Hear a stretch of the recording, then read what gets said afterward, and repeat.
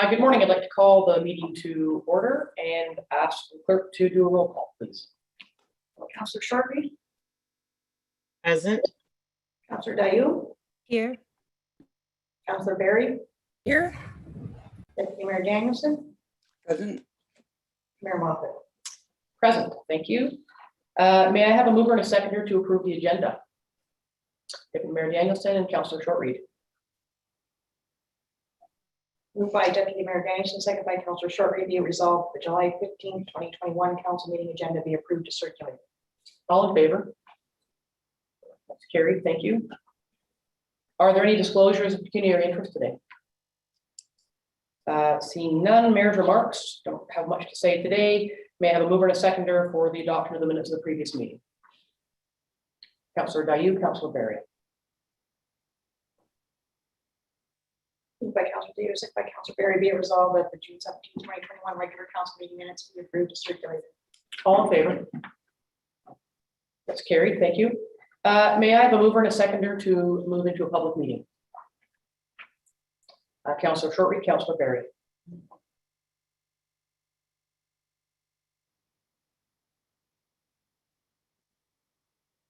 Moved by Councillor Shortreed, second by Councillor Barry, be it resolved that council adjourned its regular meeting at 9:01 a.m.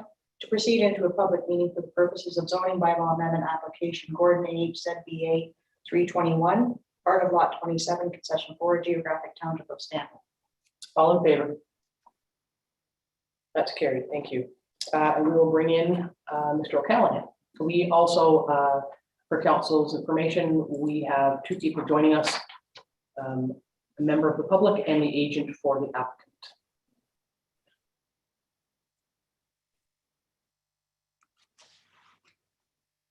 Good morning, Sean. Morning. Please take us through this application process. Yes, so this property is located on Chelsea Lane. It's currently zoned rural residential and designated rural and waterfront under the official plan. The property is approximately 1.04 acres in area with 54.86 meters of frontage on Chelsea Lane. Surrounding uses are generally rural residential and shoreline residential, and the lands are currently vacant.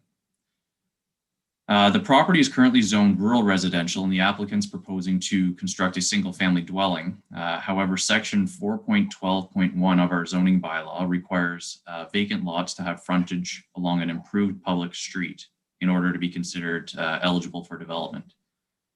This property is located or is accessed via a privately maintained road. The applicant is therefore proposing to rezone the property from rural residential to rural residential exception 11 in order to permit development of a single family dwelling on a lot without frontage on an improved public street. Notice of the rezoning was advertised, posted on the property, circulated to all property owners within 120 meters of the subject lands, posted on the township's website, and circulated to all the prescribed agencies. No written objections received to date, and staff are recommending approval of the proposed zoning bylaw amendment. Okay, thank you for that. Before we move to our guests, does council have any questions of Sean on the application as it's presented? Can we bring in Mr. Wall? I'm not sure if he's just listening or if he wants to participate, but he's on the phone.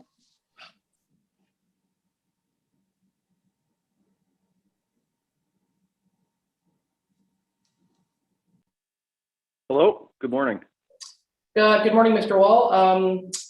Did you have something you wanted to offer into this application process?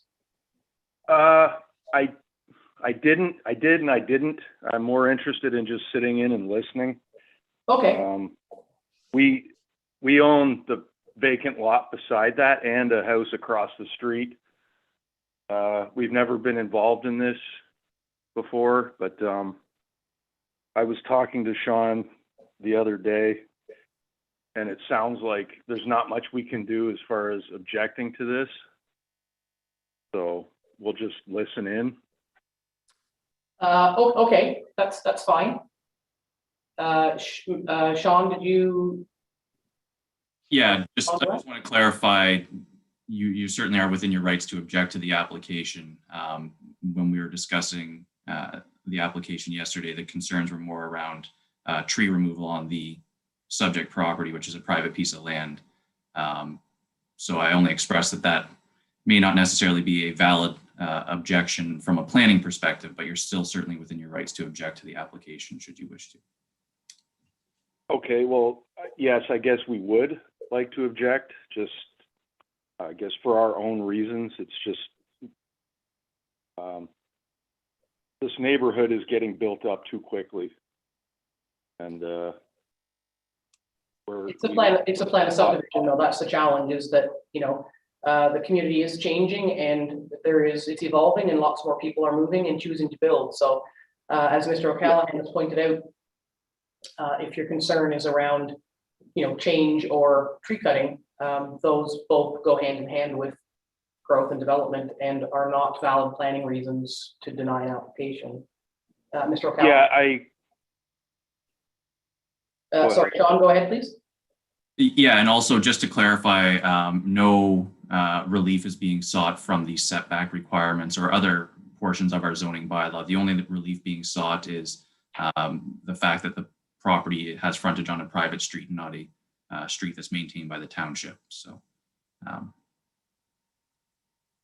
And we have, there have been a number of situations historically where this exception has been granted for development purposes. Mr. Wall, did you want to outline any other objections, or is it just because the community is changing and you don't want the trees to come down, or there's something more than that? well, no, it's that. It's just, you know, the construction, you know, cutting down of the trees to build something, and the time that we live in now, cutting down trees to build a house, in our opinion, isn't a wise thing to do. So we understand that that's not enough to stop it. So Yeah, I'm afraid really it wouldn't be. Yeah, like, we don't really know what the valid reason to object to this then would be. Right, understood. You know, and certainly your concerns are well understood. It's difficult to see change in a place that you've grown accustomed to being a certain way. So I think we all appreciate that. At the same time, we welcome development and growth in the community in accordance with our planning documentation and regulations, and this would fit clearly within that. Right. Yep. Yeah, we understand that. Okay. All right. Well, thank you for telling us that you're not happy about it. And I will ask Mr. Rogers, if you can bring Mr. Rogers in, who is the agent for the applicant. Okay, thanks. Thank you, Mr. Wall. Good morning, Fraser. You're on mute.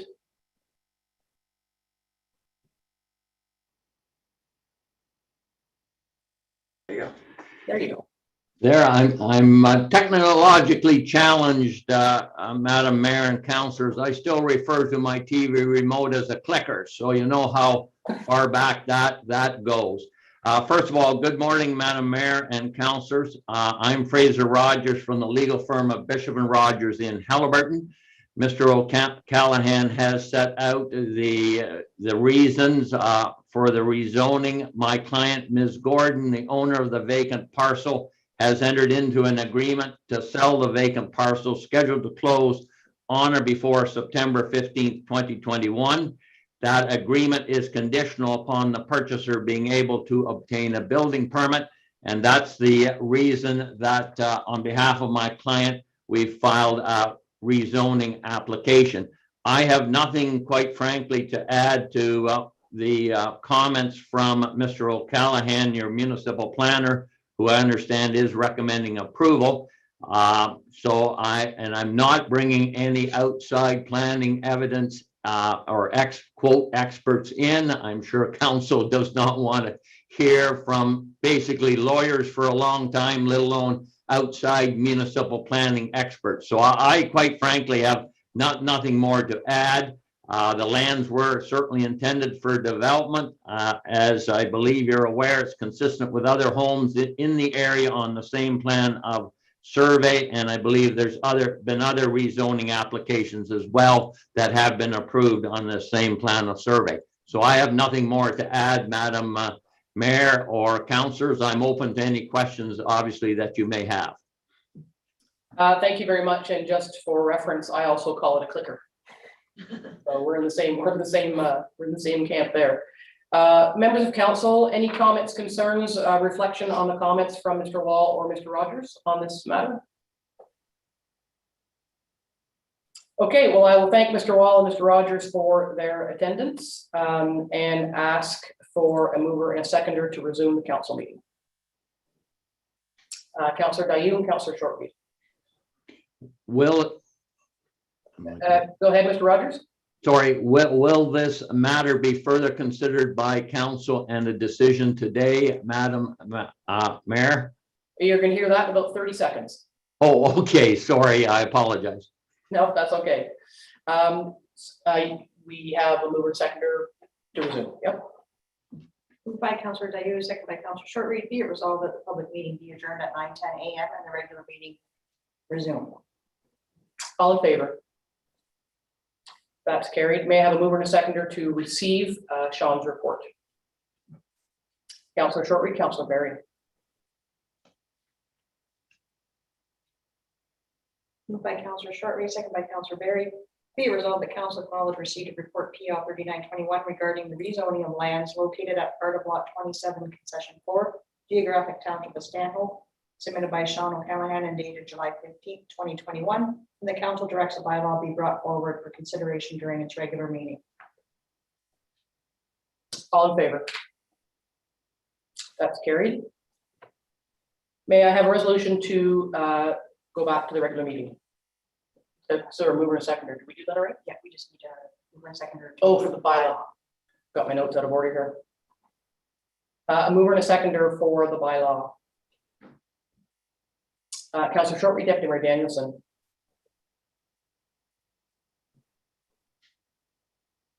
Moved by Councillor Shortreed, second by Deputy Mayor Danielson, be it resolved that bylaw 2021-73 being a bylaw to rezone lands located at part of lot 27, concession 4, geographic township of Stanhope, Gordon, from the rural residential RR zone to rural residential exception RR exception zone, be received and read a first time, considered read a second and third time, and finally passed with the corporate seal affixed. All in favor? That is carried. And now may I have a mover and seconder to go back to the regular meeting. Did we already do that? I'm sorry, I seem to be having a bit of a brain gap today. Oh, we did resume. My apologies. I have a piece of paper that is covered in notes with arrows. Okay, thank you for that. Thank you, Mr. Rogers, Mr. Wall, and Mr. O'Callaghan. We are moving into number 8, delegations. And we have Corey McKay from the county, climate change coordinator. Bring us up to speed.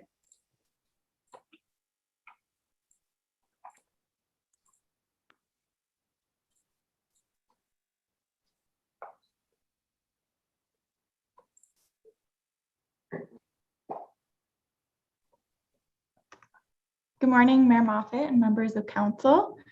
I'll just share my screen with you here.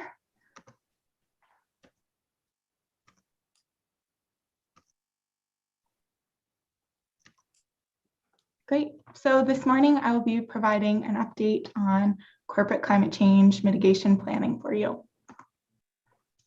For some background, last year, Algonquin Highlands Council committed to reduce corporate emissions by 15% for buildings, 10% for fleet, and 12% for waste by 2030, and approved a plan that outlines actions to reach the established target.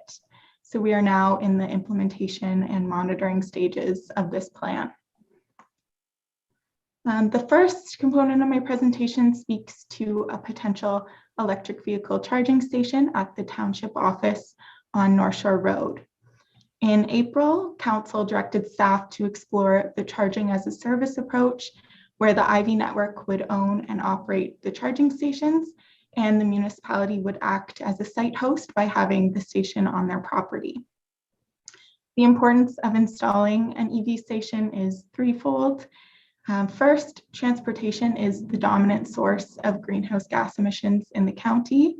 As well, emissions from our municipal fleet are significant. And so the transition to electric vehicles is important to meet our climate change goals. Second, both the supply and demand for electric vehicles continues to grow. Recently, the federal government announced that all passenger vehicles sold in 2035 will be zero emission vehicles. So the transition to electric vehicles over the next decade is happening very quickly. Lastly, EV owners typically map out longer routes based on charging station availability. So having one in the community can mean bringing in tourism opportunities and revenue for local businesses. So the Ivy Network and its contractors completed virtual site visits and determined that the cost for the North Shore Road site is an annual fee of $4,700 over a 10-year period. So this could be reduced to $4,000 annually if the Minden site is approved. Algonquin Highlands could take advantage of some unused grant funding money. And so the site was on the higher end of the estimated costs. I would have liked to attend County and Minden councils first to give you a certain price for the station, but unfortunately, by the time costs were finalized and approvals are required by the end of the month, this was not possible.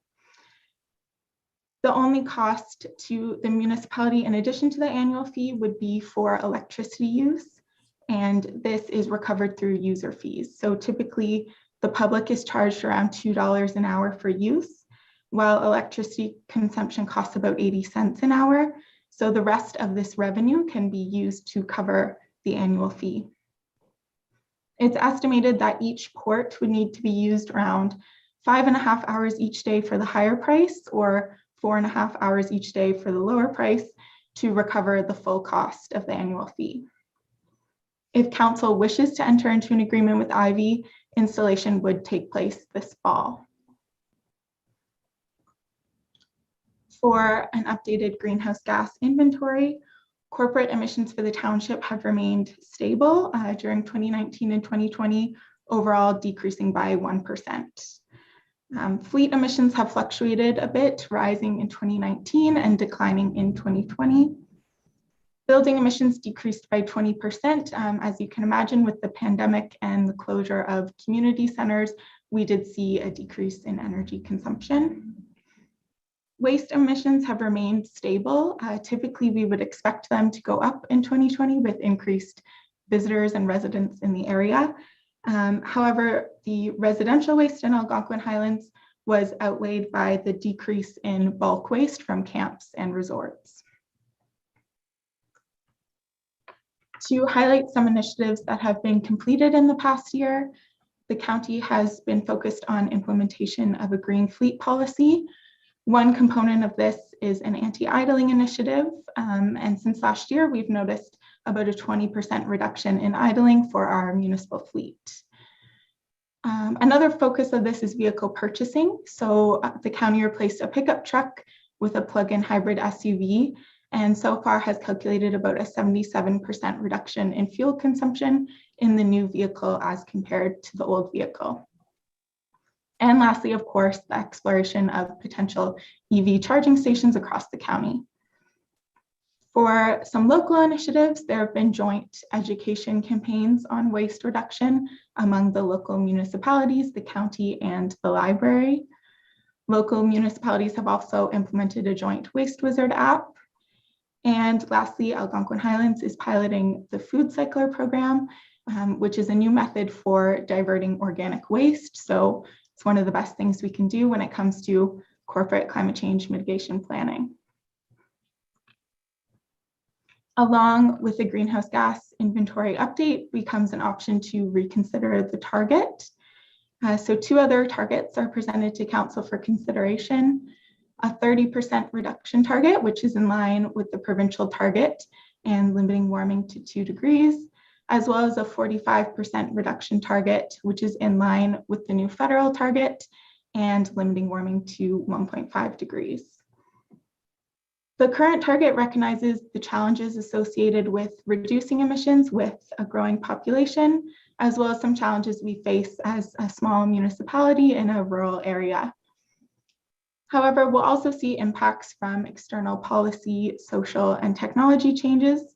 There are various actions outlined in the report that other levels of government or the private sector may take that will have a positive impact on our emissions.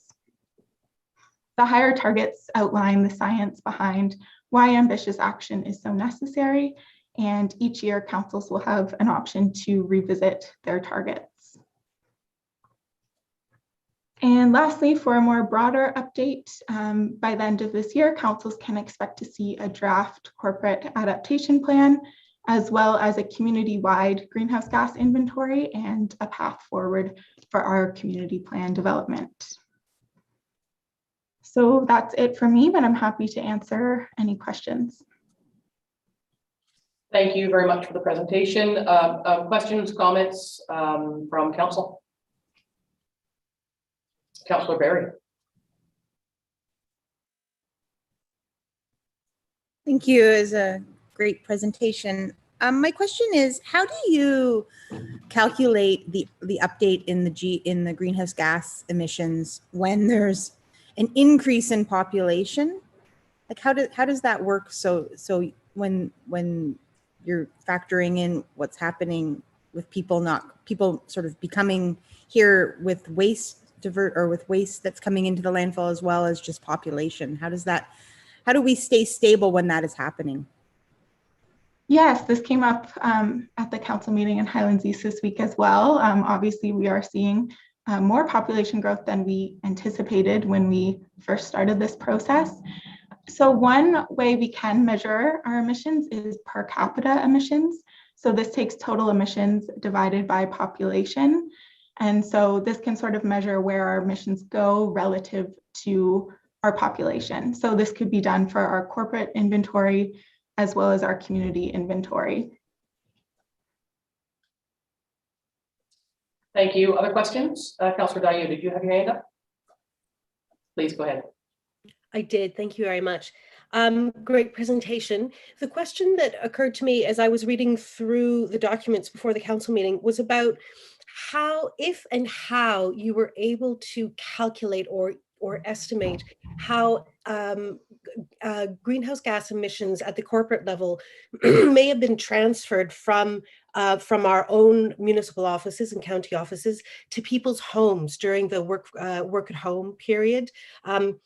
I imagine you can do nothing more than a general estimation, but was that taken into account at all? Or did you have to just shut the door and say, no, we can't go to every staff and find out if they increase their heating over the course of the working day in a way they wouldn't have done had they been at the office?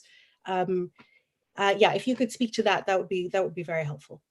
Yeah, so our community greenhouse gas inventory is almost complete. So this will come forward to council, and it uses a baseline year of 2019. So it looks at household energy consumption, transportation from personal vehicles.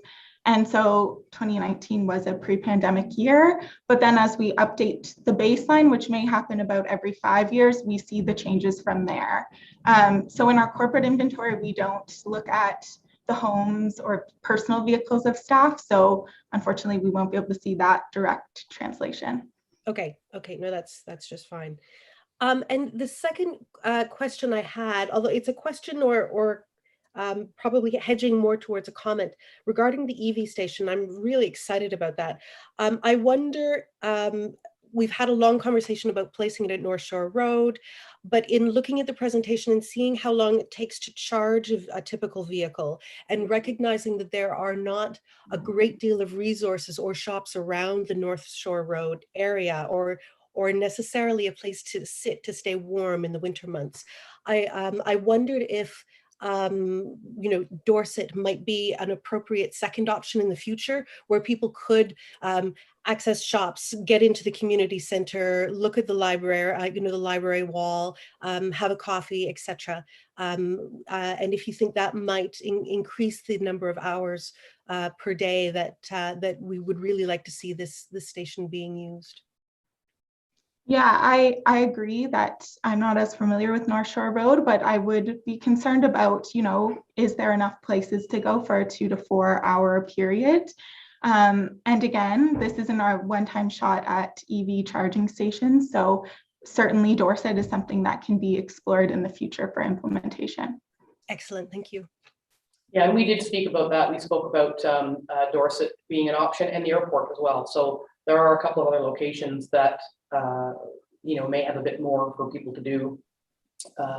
There's Wi-Fi here, which, in the winter kind of defeats the purpose of, charging your vehicle while you're sitting in it, while it's running, while it's charging, so you can access the Wi-Fi. So certainly that circular logic is understood, or that circular illogic is understood, but we'll get there. This is the first attempt, and we did ask staff to pick a location, and this is what they picked. And I believe it was also in keeping with potential for acquiring our electric vehicles, which would allow staff to charge the vehicles while they're at the main office and then carry on with their duty. So we're trying to hit a number of things at the same time, and we can't hit them all. So start where we can and certainly hope to expand. Other questions, comments, thoughts from council? Deputy Mayor Liz. I was going to ask about the location, but if that's set, I mean, I'm sort of thinking about the concerns that Councillor Dayu raised about, what's somebody going to be able to do during that time. But, I can see the benefit of having it at the township office for our own vehicles for a start. But I was going to suggest that the airport might be a good second location as well, because well, for a number of reasons, because there's Wi-Fi there and a building that they can actually go into if they need to. I was going to ask what our position might be. It sounds like Corey was looking for us to reconsider our targets. Are we going to do that or stay with the targets that we've got for now? Were you looking for that from us, Corey? Were you looking for us to either accept, to renew the targets or renew new targets? What were you looking for there? Yeah, just to confirm if you'd like to stick with the current target or potentially increase it to one of the options listed. And that's up to council. I know the county agreed to leave the targets as they were. And Liz, you might have to help me out here. I think part of that rationale was that the pandemic threw a bit of a wrench into the works for data and the traditional use in our community of fleet and facilities has changed, and so it's a bit of a blip on the radar there. So looking for thoughts from council about the targets. Councillor Barry. Just clarification. I'm sorry. You can't see my screen, but I'm scrolling through the document, and somewhere it says that Algonquin Highlands had a 15% corporate allowable GHG, 10% on fleet, and 12% on waste. Is that a combined reduction, or is that a combined target? I just didn't know if those are individual numbers or if they accumulate to one number. So they are individual. So 15% for buildings, 10% for waste, or 10% for fleet, 12% from waste. So those are sector specific targets, yes. And those were our initial reduction goals? Yes. Okay. And so, yeah, Councillor Dayu, go ahead, please. Yeah, thanks. I'm all for leaving our targets the way they are. There's certainly no harm in beating our own targets, but because we've had that blip, I'm not sure what the rationale would be to make a change at this stage, because it's hard to even know where we land. But in waste reduction, we're going gangbusters trying to get that organic waste down. There are a number of ways that I think we've done pretty well this year to try to reach those targets despite the pandemic. So let's see where we land when things normalize, and then we can always review. Yeah, I certainly would support that, because you're right. If we beat them, all the better for us. Yeah. Thoughts from other members of council? Councillor Shortreed, Councillor or Deputy Mayor Danielson on the targets? Julie, go ahead. I agree with Councillor Dayu. COVID's kind of messed a lot of things up, so I think stay the target, and the more we do, the better. Okay, and Liz?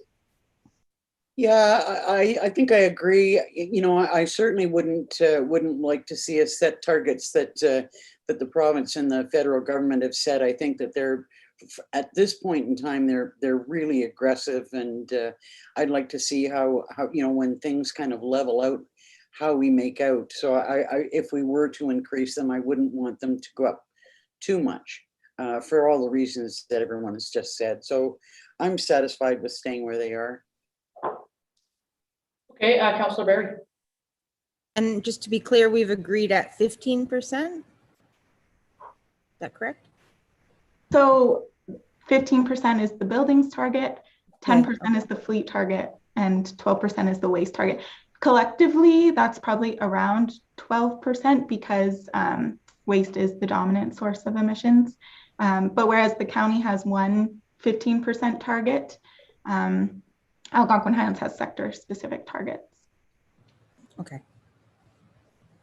Okay, well, Corey, thank you for the presentation and all the information. And if there are no further questions, I would look for a mover and a seconder to receive the report and affirm the reduction targets. Deputy Mayor Danielson and Councillor Gaillou.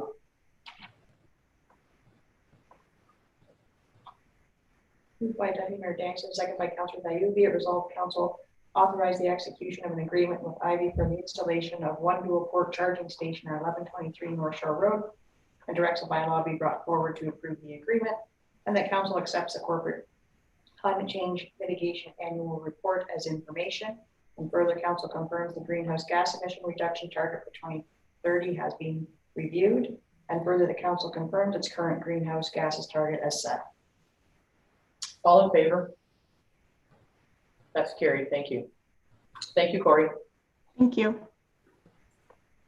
Number 9 is building and bylaw enforcement business. We'll bring in David.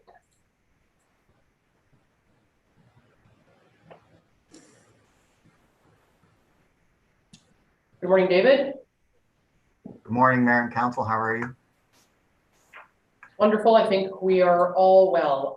You've got your monthly report for June. Anything you want to highlight on there for us?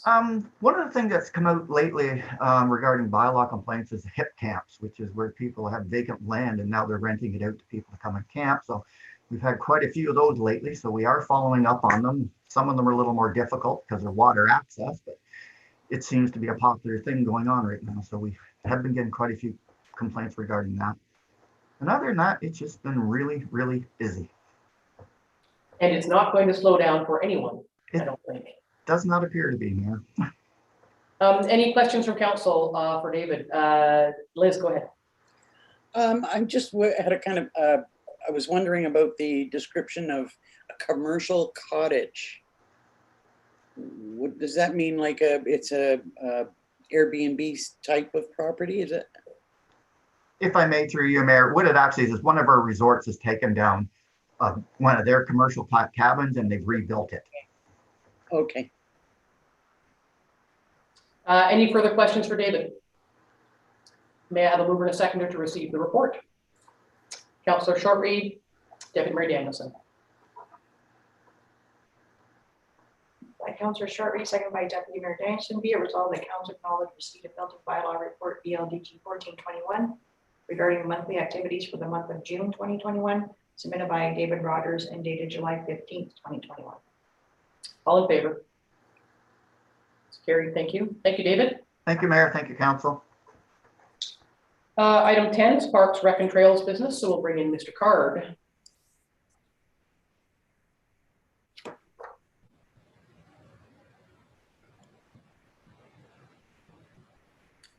Good morning, Chris. Good morning, Mayor and Council. First up for you is just the agreement, your short report on the agreement for the Stewardship Rangers. That is correct. So this is to authorize entering into an agreement with the Ministry of Natural Resources and Forestry for the funding of the Stewardship Youth Ranger program again this year, which will fund a team lead and 4 student positions, which we have already started. So we're happy to be able to host this program again this year. Yeah, it's a great program. I know over the years we've wondered if it's going to be continued, and we're always happy to learn that it is. Are there any questions or thoughts from council on this?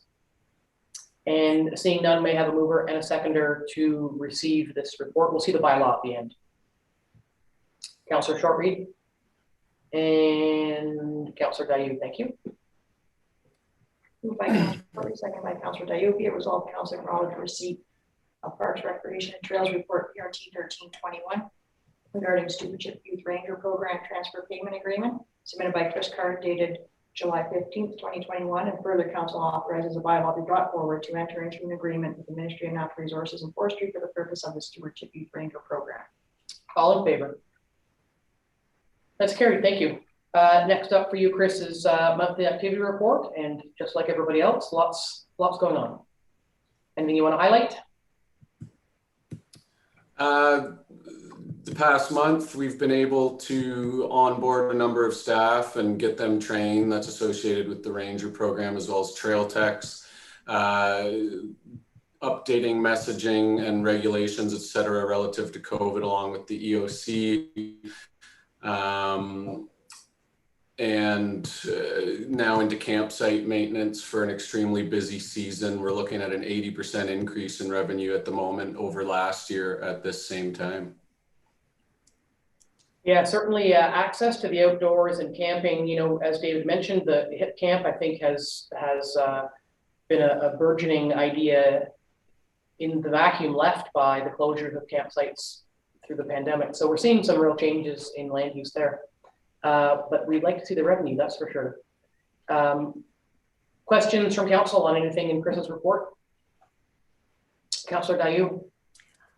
No question from my end, just some thanks from Ward 3 for your lightning fast response to some storm damage recently. A complaint or a notice came in from a resident, a couple of residents saying that one of the docks was not in good repair, and that was taken care of with lightning speed. So thanks very much from Ward 3 for that.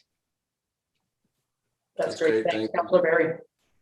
Just seeking clarification under buildings, it just says GFCI replacement at Trails Office. Just wondering what that stands for. The ground fault circuit interrupters, which are those receptacles that you have in a kitchen or in a bathroom near water, etc. So just had to replace them along the one wall at the Trails Office. There we go. Thank you. Now I remember when we built our house. Thank you. Yes.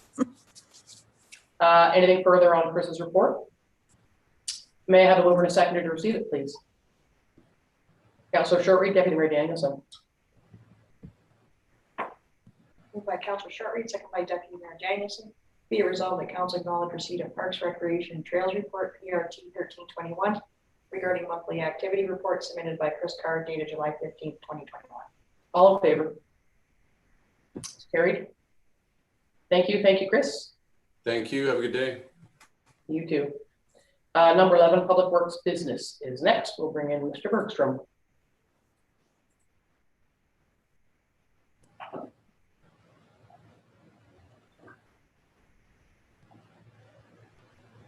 Good morning, Lyle. Good morning, Mayor and Council.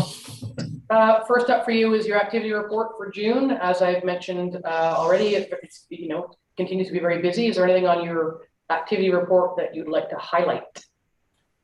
No, there's nothing I want to draw too much attention to. As you can see, everyone's been very busy. And if there's any questions I can answer with respect to this report, I'm available. Are there any questions of Lyle on this particular report? Okay, failing that, may I have a mover and a seconder to receive it? Councillor Shortreed and Councillor Dayu, thank you. Moved by Councillor Shortreed, second by Councillor Dayu. Be it resolved that council acknowledge receipt of Public Works Report PW 2621 regarding monthly activities for June 2021 submitted by Lyle Bergstrom and dated July 15th, 2021. All in favor? That's carried. Thank you. Next up for you is an unfortunate report about the rec center. So Lyle, if you'd take us away through that. Through you, Madam Mayor. Yeah, so this report is not one that I wanted to write, that's for sure. We thought we had a bit of mold in the basement, I believe in February, March, before my time here. So they had a consultant come do some air tests. We had a remediation company come and clean up the areas that we thought were affected. When we did an air test after to clear the building, deem it safe, we've found that there were still elevated levels, and now there are elevated levels upstairs. So maintenance staff and myself ended up doing some more investigation and found traces of black mold in the ceiling upstairs and most of the walls downstairs. We're not sure. The original consultant had thought that there was foundation leaks that caused it in the basement, but I believe that may be more from roof leaks or ice damming, but that's just a speculation. So anyways, the bad news is we've found mold throughout the building, and I'm looking into how to proceed to make it better. Yeah, it is definitely unfortunate news. I mean, it's not a new building by any stretch, but certainly I was speaking to the CAO, and we would going forward, whatever direction we choose, we need to have a different view at maintenance and inspection. Something's gone wrong somewhere to have this result, so we need to just do something different, I think, going forward. Thoughts from council on this unfortunate, potentially costly news? Councillor Shortreed, you're on mute.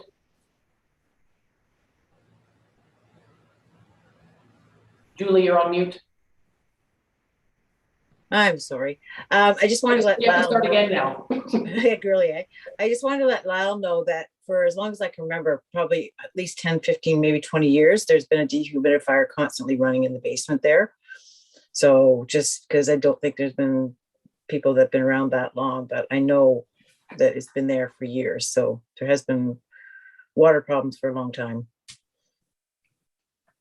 Okay, well, thank you for that. Councillor Dayu.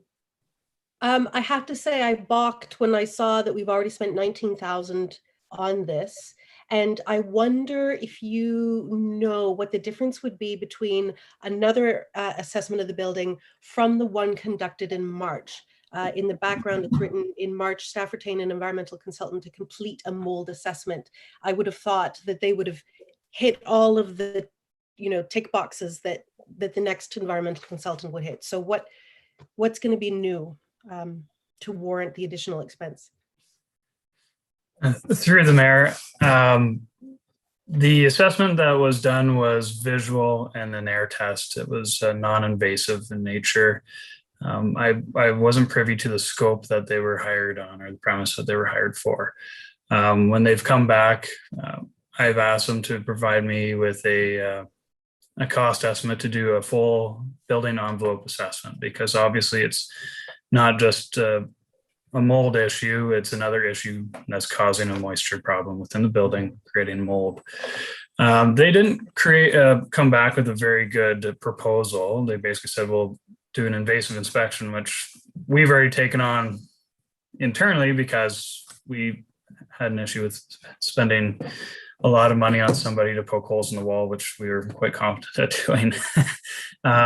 So basically I want to find a consultant that can look at the building as a whole, address any ventilation issues and any insulation issues, moisture issues, because obviously the building's not operating as the building should. It's not breathing properly. It's and creating a moist environment that creates mold. So that's the idea. I just feel the consultant we had that did the preliminary work isn't going to be good enough for what we require going forward to mitigate the issue, hopefully forever, and not be back here in 5 years with my tail between my legs because we have the same problem. Yeah, it's an admittedly awkward situation. Sort of, how did we get here? What could we have done differently? Could we have done anything differently? What can we do differently going forward? There are potentially some very big decisions ahead of us, pending the outcome of a full assessment. So I think we need to be prepared for that. Councillor Barry. Just wondering, is there any chance that any of this, I think I know the answer, of any of this be covered through insurance? Lyle? Through the mayor, I haven't had this conversation with Angie yet. Typically, black mold isn't covered under insurance, but I haven't had the opportunity to discuss with Angie or our insurance provider. So that's, Angie, is that something that you'll look into and just see what the scope is? We certainly can investigate it, but I'm almost 100% certain that it won't be covered. I think Deputy Mayor Liz, you had your hand up. Go ahead, please.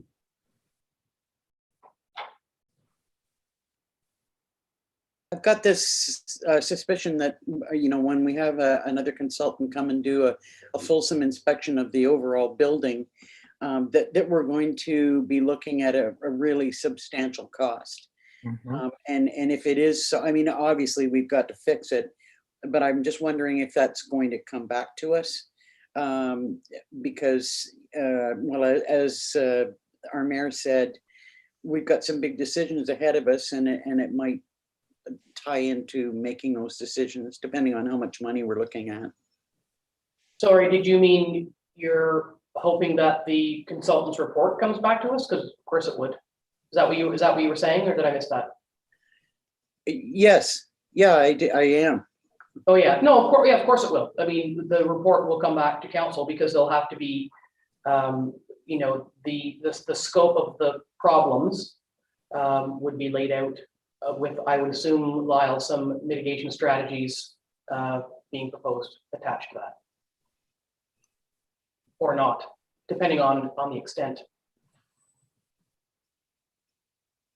I'm going to say that's a yes. Councilor. Yes, sorry, through the mayor. Yes, absolutely, we will come back. It will be, just from what we've identified so far, there will be a substantial amount of work. We obviously need cost estimates and timelines, and we will most definitely report back to council because this is going to be far over my purchasing authority.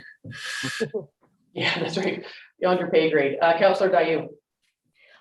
In the spirit of looking for several birds to hit with a single stone, if there is a consultant who's going to be coming back and doing, looking at mold, I wonder if that same consultant would have abilities to do other things that would maybe allow us to think through, if we're going to make some major changes, how we could improve our thermal envelope, how we could reduce greenhouse gases with those, with those changes. But basically, if we're going to be potentially looking at major changes, how might we make the absolute best use of those major changes given those targets that we've just spoken of? So I have no actual example to offer, but perhaps if staff could bear that in mind when considering which consultant to reach out to, that would be welcome. And I don't know, Lyle, if you can speak to that. I would imagine that those consulting skills are a little bit specialized, and you might not get the same thing in both. But I would hope that whatever, and it may be, the Councilor Dayu, to your point, it may actually be, because nothing happens quickly, it may be a staged approach where we get the assessment, the whole building assessment, and then as part of the next, and Lyle can maybe speak to this, that's when we would say, okay, now we know we have the opportunity to do different. Councilor Berry will recall for years and years, she and I did the weekly accounts, and we weekly, or I guess when the hydro bill came in, it was oft lamented. There are definitely some improvements that could be made, keeping in mind again that nothing will be quick and nothing will be cheap. So, but I think you're right, Councilor Dayu, it's incumbent upon us to look at all of those options going forward. If you're gonna open the wall, you may as well open the wall. Yeah, I did see a hand. Lyle, you were gonna weigh in there. Yeah, through the mayor. Whatever we do, there will definitely be a more efficient envelope in the end, because the insulation, the attic's full mold, I'm assuming it's not to current code. So we definitely will have more efficiency regardless, but there's also other green initiatives we can look into. If we have to gut a portion of the building, then we can definitely look at some green initiatives to get it back together and make it more efficient, meet our environmental targets. Yeah, I think that's a great plan. The unfortunate part is for a number of people who have been anxiously awaiting the various stages of reopening to get back to the rec center and the gym and to play squash and to meet with friends. The Dorset Rec Center is now closed until further notice, and we don't know what further notice means at this stage. So that's quite unfortunate. Councillor Berry. I'm always looking for money. I'm just wondering if there's a grant opportunity with any of the green initiatives, or if the mold would sort of scratch that out too. But Well, I thinking. just, there has been, if you follow the Ontario News Network or whatever it's called, there's money dropping left, right, and center all across the province for all manner of recreational facilities and community assets. They just announced the next intake of the green stream of ISIP, but it's focused on drinking water and not particularly this kind of amenity. Madam CAO. Lyle and I have talked about that. We definitely will be looking at any sort of funding that we can possibly, depending on the cost. We know it's not going to be cheap. So we definitely will be looking into that to bring back to council. I like council's interest as well as staff's, to take time to do the right explorations, and then perhaps some big changes going forward that may keep the rec center closed for a longer period of time, but we have an opportunity through an unfortunate situation to maybe do better. So we'll see how we go. All right, so anything further on that? Do you have any idea on a timeline, Lyle? Is that something that we would see in a month or 2 months or 4 months? I have been trying to reach out to consultants. Everybody still works from home, so they're hard to reach. Lots of voicemail. So I'm waiting to hear back so I can get a scope of work laid out that will address our needs the best. And I'm hopefully within a month we'll come back with a proposal, because I imagine depending on what the cost of the consultant is, we will be reporting back to council on that. Right. All right. Well, we will look forward to that. Are there any other thoughts or comments on this particular report? And if not, may I have a mover and a seconder to receive it? Deputy Mayor Danielson and Councillor Shortreed. Moved by Deputy Mayor Danielson, second by Councillor Shortreed. Be it resolved, the council receives report PW 2821 regarding the Dorset Recreation Center mold remediation, and the council concurs with the recommendations made in the said report and directs that the proposed HVAC works be put on hold until the mold issues are addressed, and that staff procure professional services to assess the Dorset Recreation Center building and provide guidance to resolve the mold and moisture issues. All in favor? That is carried. Thank you. You're kind of Mr. Bad News today, Lyle. So next up for you is the airport drainage tender results. Thank you, Madam Mayor. Yeah, so we went out to tender to hopefully procure somebody to do the drainage improvements at the airport. The prices came in astronomically high. I had a chat with the consultant that gave us the initial cost estimate, asking like if he made a blunder or if it's just market change with COVID and how busy contractors are. And their response was that it has to do with how busy contractors are. Every other job that they've been having bid has been double plus their budgets. Just, I guess there's more work than everyone can handle. So unfortunately, we are far over budget for this works, and I wouldn't recommend proceeding until hopefully the market pressures reduce a little bit. Can you speak a little bit to how the ice challenges are being mitigated now, and because there's potential damage being done to the infrastructure there. So what are your thoughts on the ability to manage that in the short term, or what is the realistic expectation that prices are going to stabilize? I mean, across the board, prices are through the roof on all manner of projects. So what are your thoughts on any of that? To start with the ice damages, I'm not aware of much damage that's being caused by ice buildup, aside from maybe inability to use some doors that freeze shut. But last year, the airport coordinator spent a lot more time clearing hangar doors and applying a de-icer that's aircraft friendly. It's a urea. And we're quite successful at keeping water away from the buildings, I'm told. So we definitely will be continuing that practice moving forward until we can address the drainage issues. For the market wise, eventually there won't be as many projects going on.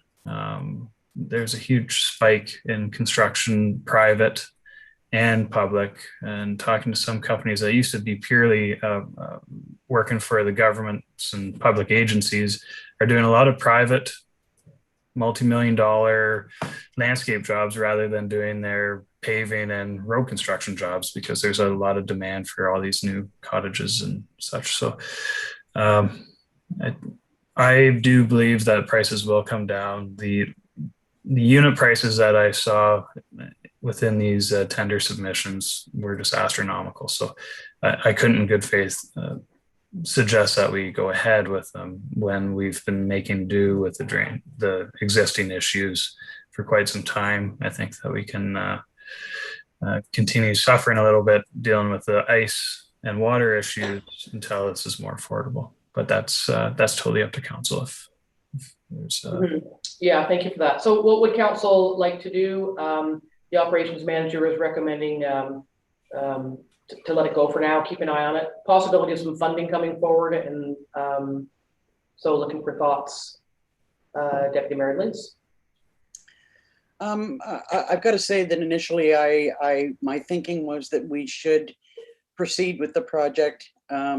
I know that the prices are awfully high, but I tend to think, given the kind of activity that we're seeing across the county, that construction is not going to slow down in the next year. I don't believe, nor do I believe that the prices will come down substantially. I worry about the fact that we've got infrastructure that we need to take care of, that this has been a problem for actually since the hangars were constructed. I mean, there was a little bit of, I believe there was a problem with the design in the first place.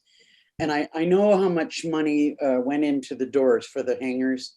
And, I have been concerned that this ice buildup would create damage to the doors, and, a replacement of those doors would really, really set us back probably more than the difference in this particular contract. But, I'm really pleased to hear that we've been able to mitigate and kind of keep the water away. I know that at one year there was, I think it was a couple of years ago, that there was a water getting into the hangars, and that's not good. When we've got people paying rent for the buildings and there's water going into the building, I still feel that possibly we should go ahead. But if Lyle is confident that we can, keep the water at bay, and there is an opportunity for funding, I'm of mixed mind now. Yeah, I mean, it is a difficult one. There'd be, on the one hand, you can look at 160 over budget and say, well, it's not a lot of money, except that it's tremendously over budget. That's the point. And we do have to balance that. The infrastructure needs, we have a long list of pent up capital demands, especially in light of the asset management plan, and we always will. And again, this surprisingly, this far into the meeting will be the first time I've said it, and the community is changing. There are some, the pressures facing municipalities are increasing, and it's going to be a juggling act to fit the pieces, the financial pieces together, and make sure that things keep running smoothly. And I'm confident, I'm sure we all are, that staff can manage that. So I'm not hearing any, other than Liz's mixed feelings, that we are going to charge ahead with this. Liz, go ahead. The only difference between I know that we definitely have other challenges facing us financially and with respect to our infrastructure.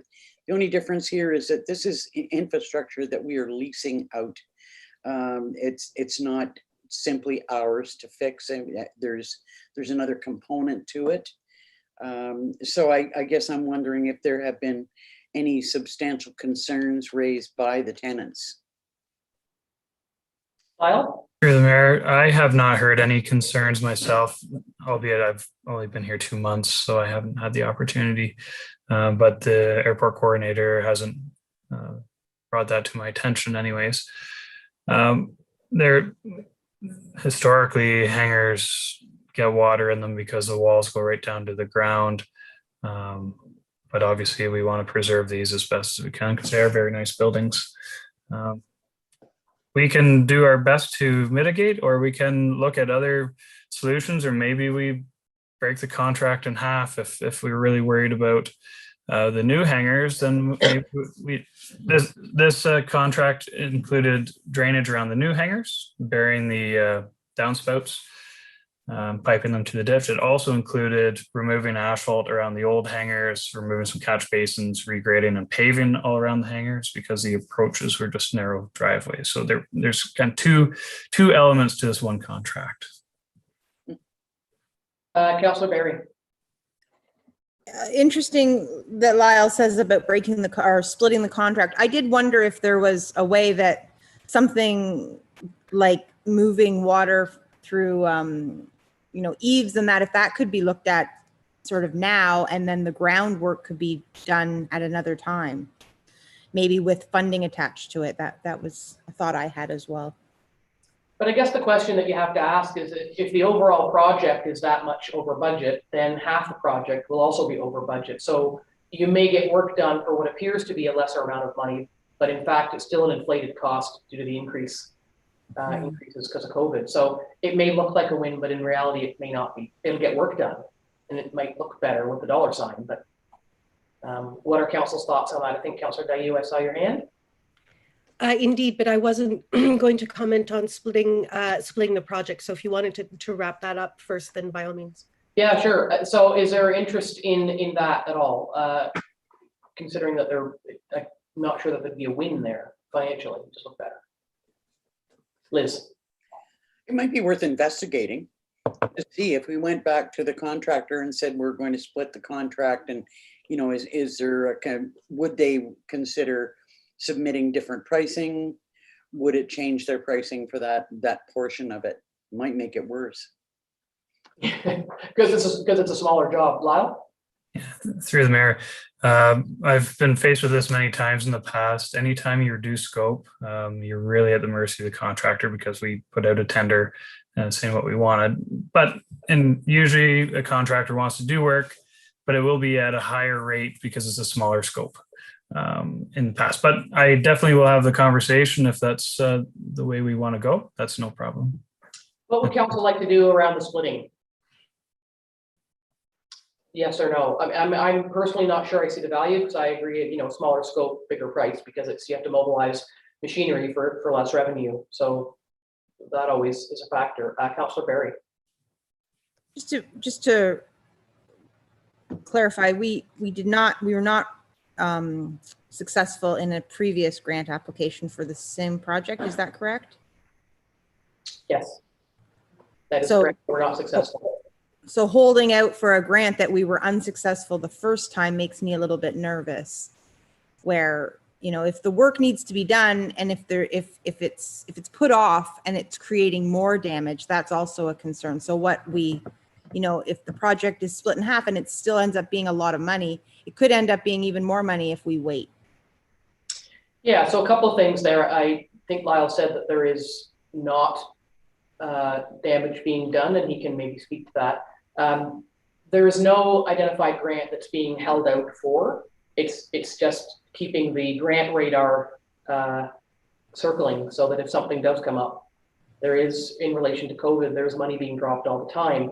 But just like the latest intake for the green stream of ISIP, the category the government's chosen isn't airport drainage, drinking water. So that can be a challenge. I did see some hands. Councillor Dayu, there you are.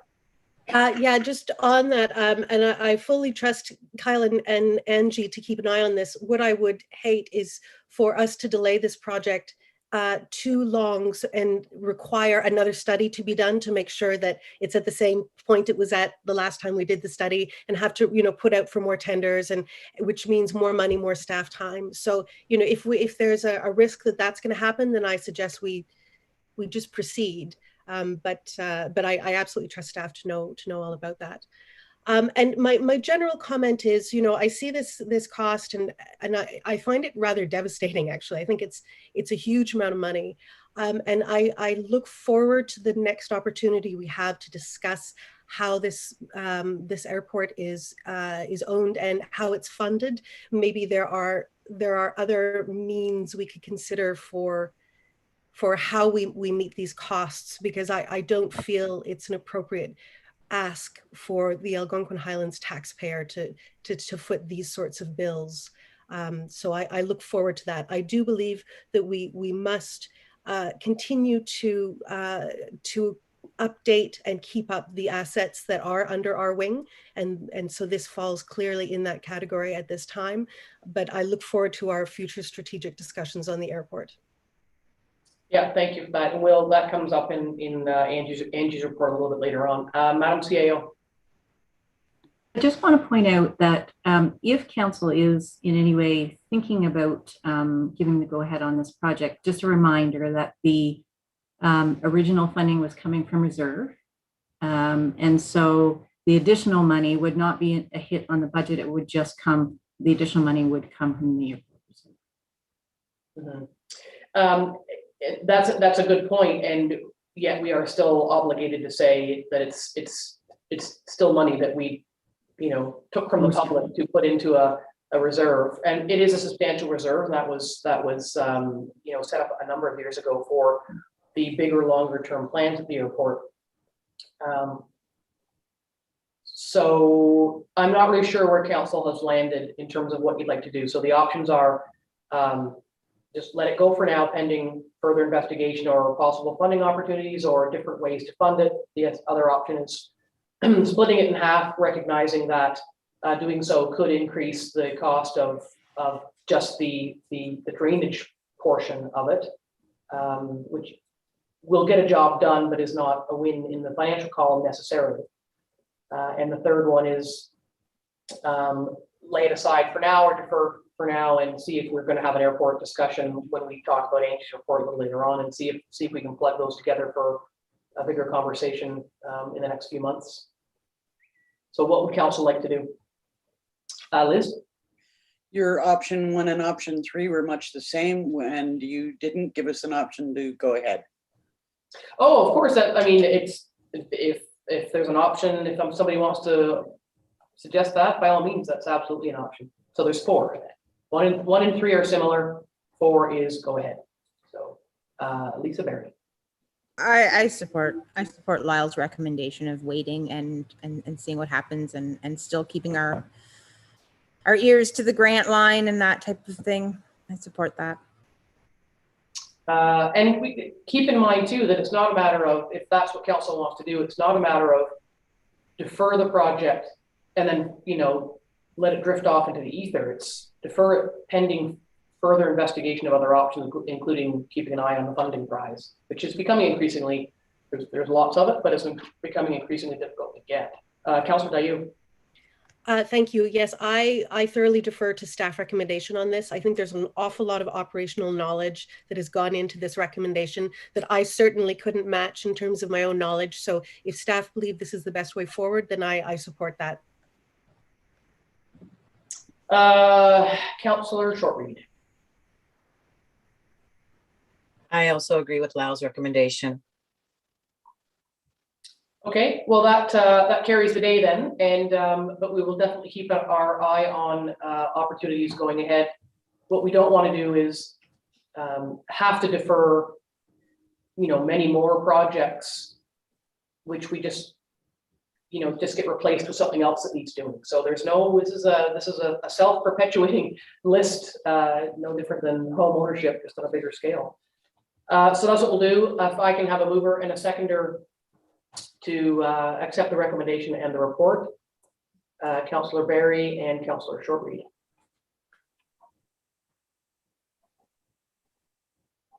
Moved by Councillor Berry, second by Councillor Shortreed, be it resolved that report PW 2921 in regards to Stanhope Airport drainage improvements tender results be received, and that council concurs with the recommendations made in the said report and direct staff not to proceed with the proposed Stanhope Airport drainage improvement project, and that council directs staff to allocate remaining budgeted funds to the airport reserves.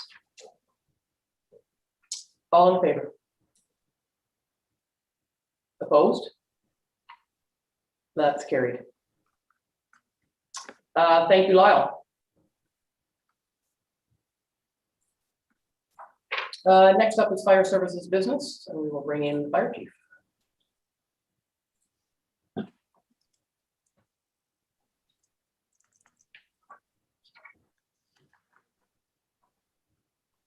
Good morning, chief. Morning, Madam Mayor and Council. You have a couple things. First up is the ENR bylaw. There's been a few updates, and if you want to take us through that. Definitely. There's some a couple of things I want to highlight. Starting with the definitions. As we go through them, there's one that speaks about limited services. When we get to near the end of the bylaw, we're going to double back to limited services for definition for that and how it will apply to the plan. There's also the National Fire Protection Association, there's NFPA. And again, we'll double back to that when we get farther in the plan. The one thing I want to make note to Mayor and Council is the definition of officer. You'll see in there that in the actually in our bylaw, I've put in deputy fire chief and fire prevention officer. That in no means is making a decision for council. What that does is it allows us at a later date, based on Appendix C of the structure, you'll approve the structure of the appendix and not have to rework the establishing regulation. It's just to put it in the works there for us for future consideration. As we go through, there's there is some where I spoke about the limited access. It does go down to 19 of the agreement, and it speaks about the fire department under some situations is not obligated to respond or have very limited ability to respond. And what it does, it relieves us of that liability because of staffing, having cottages on islands, limited access, obstructions, small roads, and that. It's again just to relieve the liability of the township if something happens going forward. And it relates back to Appendix B. So that's the main content of the ENR bylaw outside of any questions you have. And if there isn't any directly to the establishing regulation, I'd like to move on to Appendix B of the plan. Are there any questions? I think there's been some soft chatter for a number of years about the potential development of a deputy role. So I think that's a welcome addition. And the limited services has been in place. It's not new. It's been there, and a lot of people don't understand or misunderstand it. So I think it's important to clarify that. We can't be all things to all people given the nature of volunteerism. And I think the definition of limited services there clarifies it quite well. If there's any additional questions, by all means, I'd address them. Are there any questions in that regard for the chief? Okay, then we'll move on to Appendix B, which is what you want to talk about. And so Appendix B is the level of service that will provide the community. In it's more of just clarification and roles. You'll see Section 7, medical and ambulance assist. It's just been reworded to better reflect our agreements with Haliburton County EMS and Muskoka EMS. So just basically a solid structure and how it's put in the plan. Number 11, aviation response. Means we do have the airport. I think it was important that we had a more structured things that we were going to provide for the airport. So it's again just solidifying what we already had in the plan. So it does give us more direction. The other thing that's of note that's been added is the water and ice rescue. It's been changed to reflect NFPA. That's how we train now. So all of our firefighters who do ice water will be have to meet requirements in FPA 1006, which is the standard for shore base and water entry rescue. Right after that, there is a part in there about swift water and dive rescue. None of our firefighters are trained or prepared to do swift water or any diving. So they have no direction at all from council to this bylaw to ever perform that function. And that's not new either, is it? No. And the last thing in Appendix B that I want to highlight is training and education. Again, it's just showing now that we are required to train to NFPA standards. and that we also participate in Halbert County's firefighters personal training program, which is probably the highlight of what we have here in Algonquin Highlands plus the county. We have such a great recruit program. It's I think we got to continue to support that. Any questions concerning the appendices? Questions from council? Councillor Dayu. Thank you very much. I've got two questions. Number one is just a clarification of what is meant by services shall be provided at an awareness level. That's for points 13 through 17. I didn't know how to understand that. Right. So awareness level would be what we would do internally from our training officer, and just to give basic knowledge. Where if you go to operations level, it has to be a true course and it's got to be a certified course. This is just to give us, for example, if it was a hazmat call, if you were trained for awareness, you would just do the bare minimum to control it. Whereas if you're trained to operation, you'd actually mitigate it. Okay. Okay. That's very helpful. Thank you. Now I understand that. Yeah. Yeah. Okay. Great. And question number two, and I apologize that I have not raised this with you before, because it's just occurred to me now as you were talking about aviation response. I seem to remember way back in the day when we were talking about the airport and what our airport is classified as, that if I'm not mistaken, and Angie, maybe you can remind us here, that I believe we're an aerodrome, and one of the reasons why we're classified aerodrome is because we didn't have on-site fire services to respond. So I'm just wondering, does this new or reinforced definition for aviation response have any implications for our airport classification? And again, if you don't know the answer to that, absolutely fine, because I just thought of the question now. I'm not sure who wants to take that, the chief or the CAO. From the perspective now, it's most airports do not have fire services anymore. I know Muskoka Airport used to have it. They put it back to municipality. Same with the Simcoe County one that's been put back to Oro, the township there. From anything I'm aware of, it would not affect at all that part of it. The actual part of it in what we put in for the aviation is how we deal with the other agencies.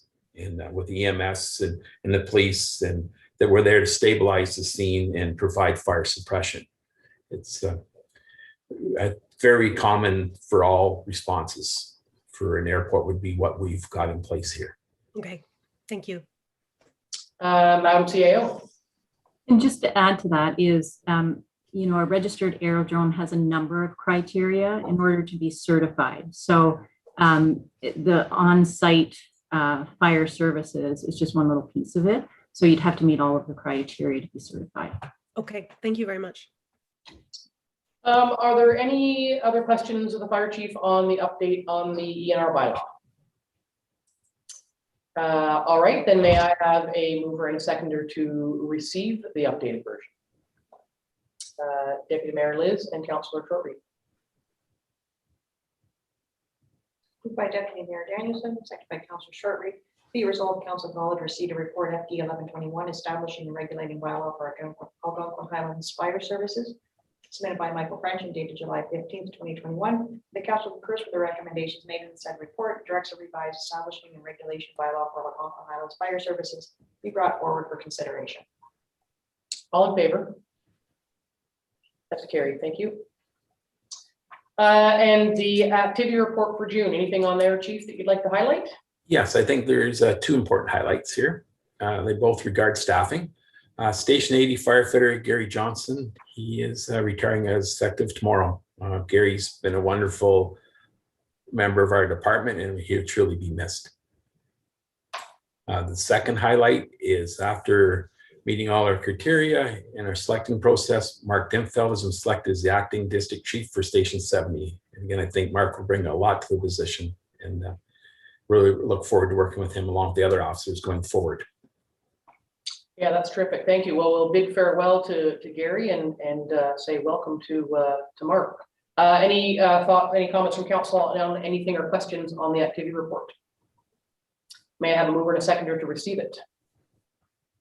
Councillor Dayu, Councillor Shortreed. by Councilor Dayu, second by Councilor Shortreed. Be it resolved that council acknowledge receipt of fire service report FD 1321 regarding monthly activities submitted by Michael French dated July 15th, 2021.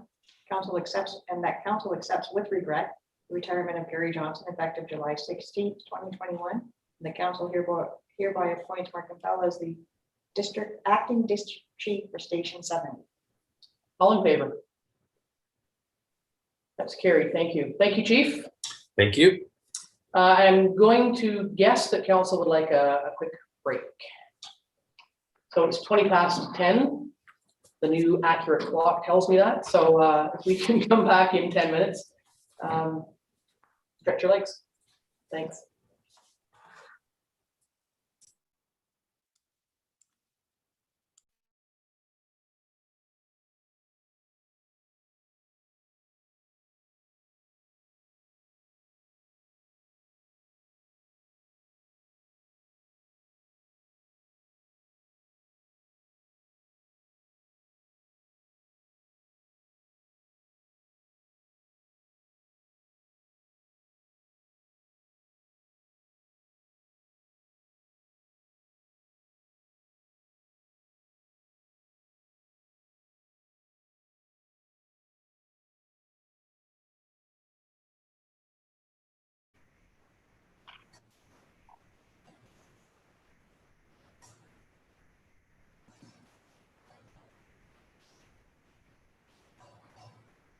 Okay, we are back live. So we are reconvened at item number 13, finance business for the account summary.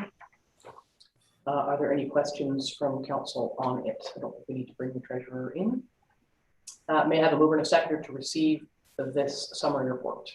Councillor Barry, Councillor Shortreed. Moved by Councilor Barry, second by Councilor Shortreed. Be it resolved that council has reviewed the expenditures incurred as set out in the July 15th, 2021 account summary in the total amount of $2,374,756.55 and hereby approves payment of the same. All in favor? That's carried. Thank you. Just bear with me here. I'm just going to move little faces around on my screen. There we are.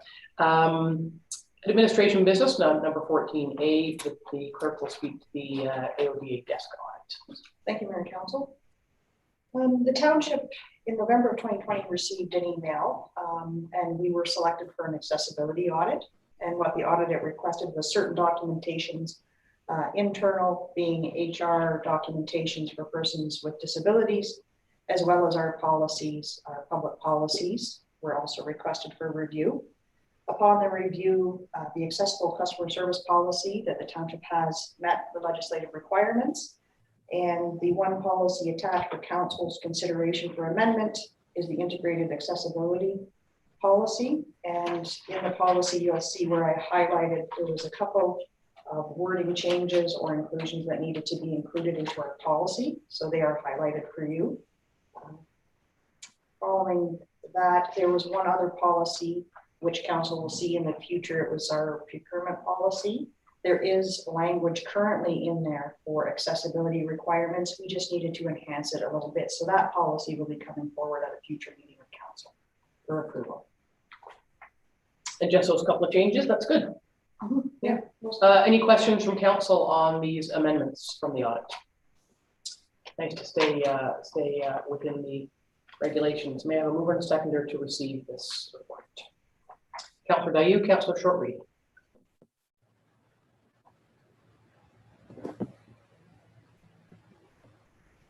Moved by Councillor Dayu, second by Councillor Shortreed. Be it resolved the council received report CO621, amendments to integrated accessibility policy, AODA desk audit submitted by Don Newhook dated July 15th, 2021, and the council concurs with the recommended amendments to the integrated accessibility policy and directs a bylaw be brought forward to adopt the amended policy. And further, the council authorized the clerk to make additional minor amendments to the integrated accessibility policy if required by the AODA. All in favor? That's carried, I think. I thought maybe you were opposed to that, Liz. That's carried, thank you. Next up is the strategic priorities update brought to you by the CAO. So lots of progress here. So Angie, take it away for us. you're on mute. Sorry. I wanted to bring this forward for council. I guess one, for discussion, two, to show the work that's being done on the strategic priorities and the items that council has already discussed. This is coming back from our last September meeting. And I won't go through it in detail on each one. All of the updates are done in the update on next steps column. Council's read the report. There are some things that I'd like to highlight for council that I believe need discussion on next steps. Many of the items have received direction, which we are working on. But if council turns to page 2, the item for airport, I'm recommending that council discussion is required, and we heard that this morning. So looking for some direction on that one as we move forward. I've made some recommendations on the next one. So for example, Hawk Lake Log Chute. We know something needs to be done there, but there is repairs that need to be done to the federal dam. So I'm not recommending we do anything until that happens. I've updated on Lions Park and Dorset Ring. The Dorset Complex. Council discussion, further discussion on that is certainly required. But as we have found through the pandemic and the efficiencies that we're finding with through electronic means, we know we don't have a presence in there now. I'm not recommending that council move forward with that. There are so many efficiencies that we've found now for the public to access us. They don't have to come in person. So certainly that's open for council discussion, but that is my recommendation at this time. The other one is the Dorset Fire Hall. Council has discussed whether or not there is a need for a new fire hall. Those discussions had been put on pause for now. And given the council's direction last fall around the Stanhope Garage and moving forward with that large project, I'd like to recommend to council that that, once again, just be paused for now until we finish that really large project. But again, council discussion. The Stanhope Firefighters Hall, again, we are seeing huge changes in how community centers are being used. And there is concern around, making the basement accessible and whether we'd even be able to do that. There's concerns around, getting out if there's a fire. So again, given the priorities that we've been that council has set forward, that project not take place at this time. We touched on the Stanhope Garage. We're working on the shoreline road allowances across the road. Councils in the middle of those discussions. A big highlight, I guess, is under communications on the next page. We did our interviews yesterday for our communications coordinator, so that's great news. We will be moving forward with that position. We heard about climate change this morning, and we will be doing our first EV charger, which is very exciting. The septic reinspection program, that will need council discussion. I don't think it needs to happen this year, but certainly next year, once we start to bring that program to a close, whether or not we continue that. So there's information. We know council's most recently talked about waste-free organics and producer responsibility. I guess landfills is the next one that I sort of want to highlight is, there was a question mark around the long-term strategy. There may be recommendations coming through the service delivery review discussions, which are ongoing at this point. So I'd recommend to council that we just wait and see what happens with those discussions. So that's sort of it. I mean, the working remotely, I'd recommend we continue to evaluate that. That's something we even discussed yesterday around the communications coordinator position. So that's sort of all of the highlights really that I'd like to bring to council's attention, but certainly open to any questions. Thank you for that. Thank you for bringing it forward. There definitely are a couple of conversations that are deferrable pending the outcome of other work being done, such as the service delivery review. There are other discussions that probably need to happen. And as Councillor Dayu mentioned, I think the airport's a big one. We did sort of put the brakes on the development project there. There were some complications around COVID. We didn't think that the market was very ready right now, and there were some costs attached to that. And we had more or less decided that we would wait for the pandemic to slow down. And of course, the pandemic is slowing down, but it certainly doesn't appear to be going away. And as Councillor Dayu mentioned this morning, looking for that sort of larger picture conversation about where it fits into our world. And so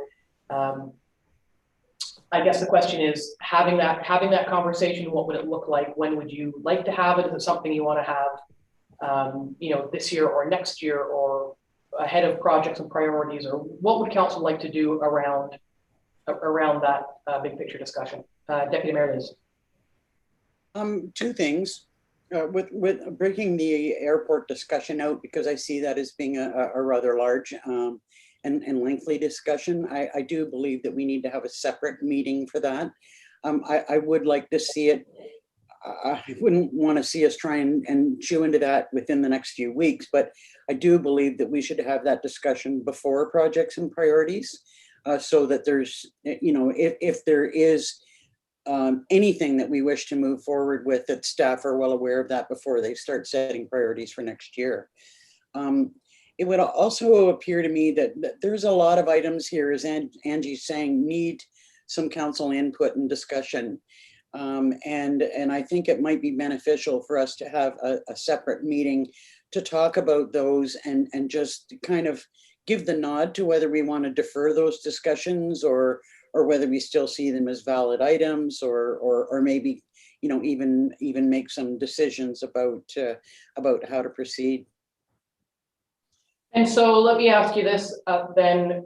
If I certainly see the value in a separate meeting for airport, but in terms of some of the other recommendations that the CIOs make, they're in the comment section. And so why would you be looking for a separate meeting on that when some of them we would be able to address now, today? If you want to discuss them today, I mean, that's fine. I just saw that it would probably be, and given the number of items that call for discussion, that Angie has raised, that it would probably take a separate meeting. That's all. Yeah, what does council think about that? Do you want to have a little bit of chatter on some of the recommendations that Angie has made today, or do you want to come back? Because there are some that are just, they are what they are. The Hawk Lake log chute is out of our control because of the dam and the federal work needing to be done there, and none of that work certainly being on the horizon. We could, I don't know how much conversation council would need to have about the Dorset complex.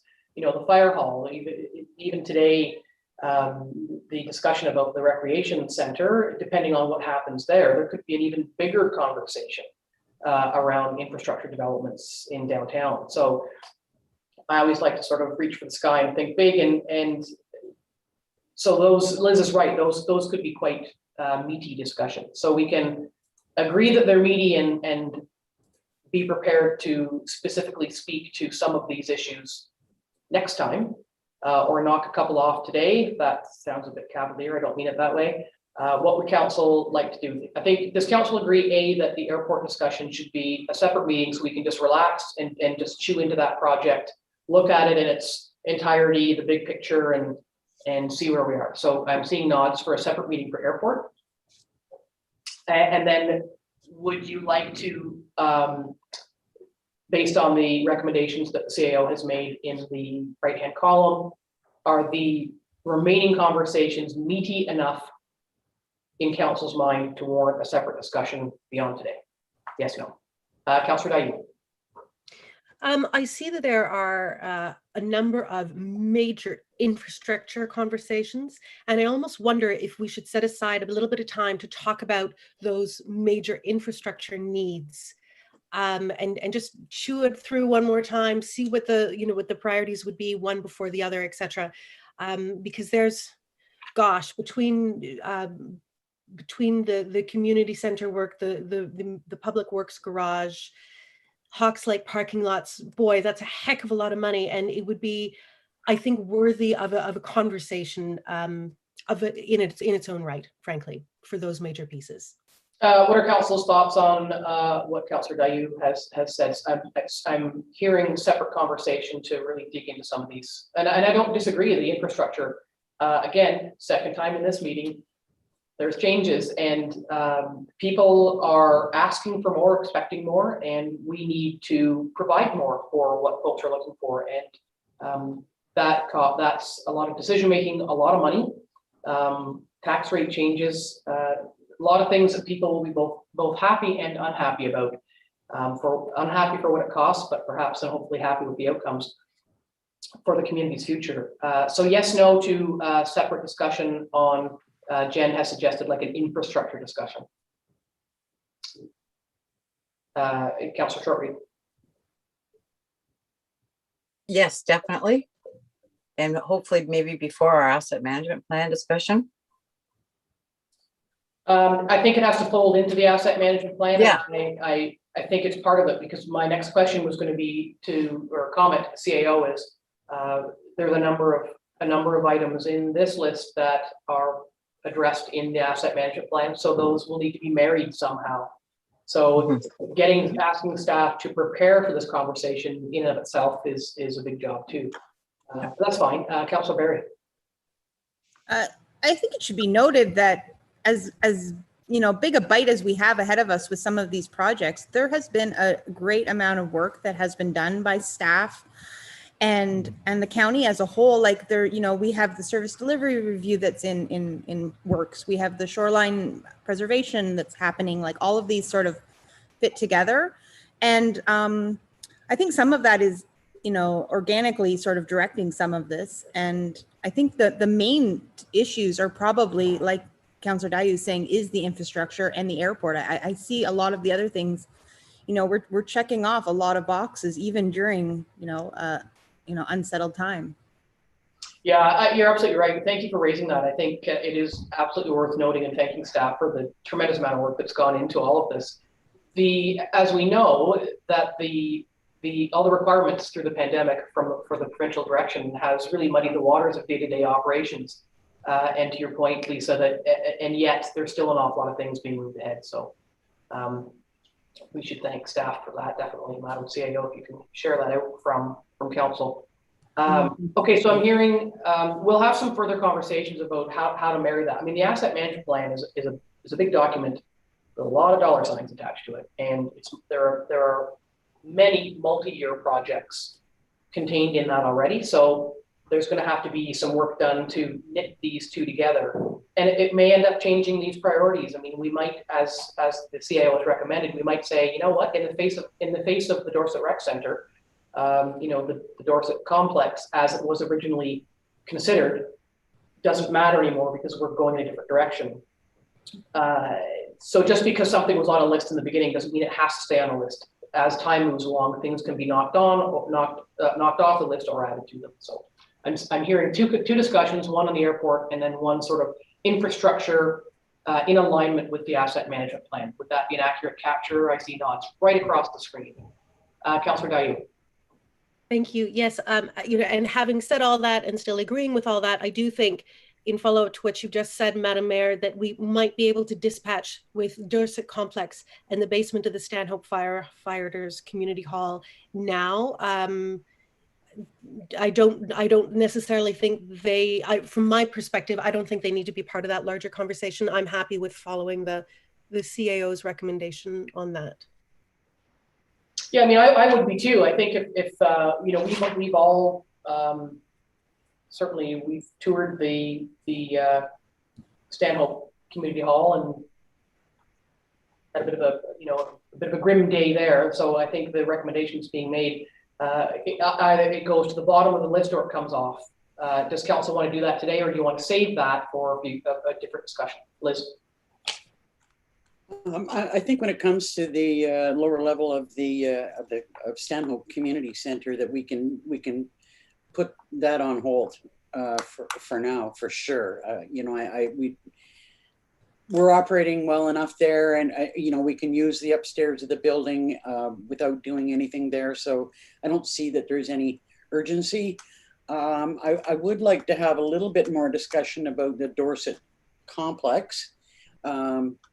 It doesn't need to be meaty, but maybe it would help us change our long-term direction.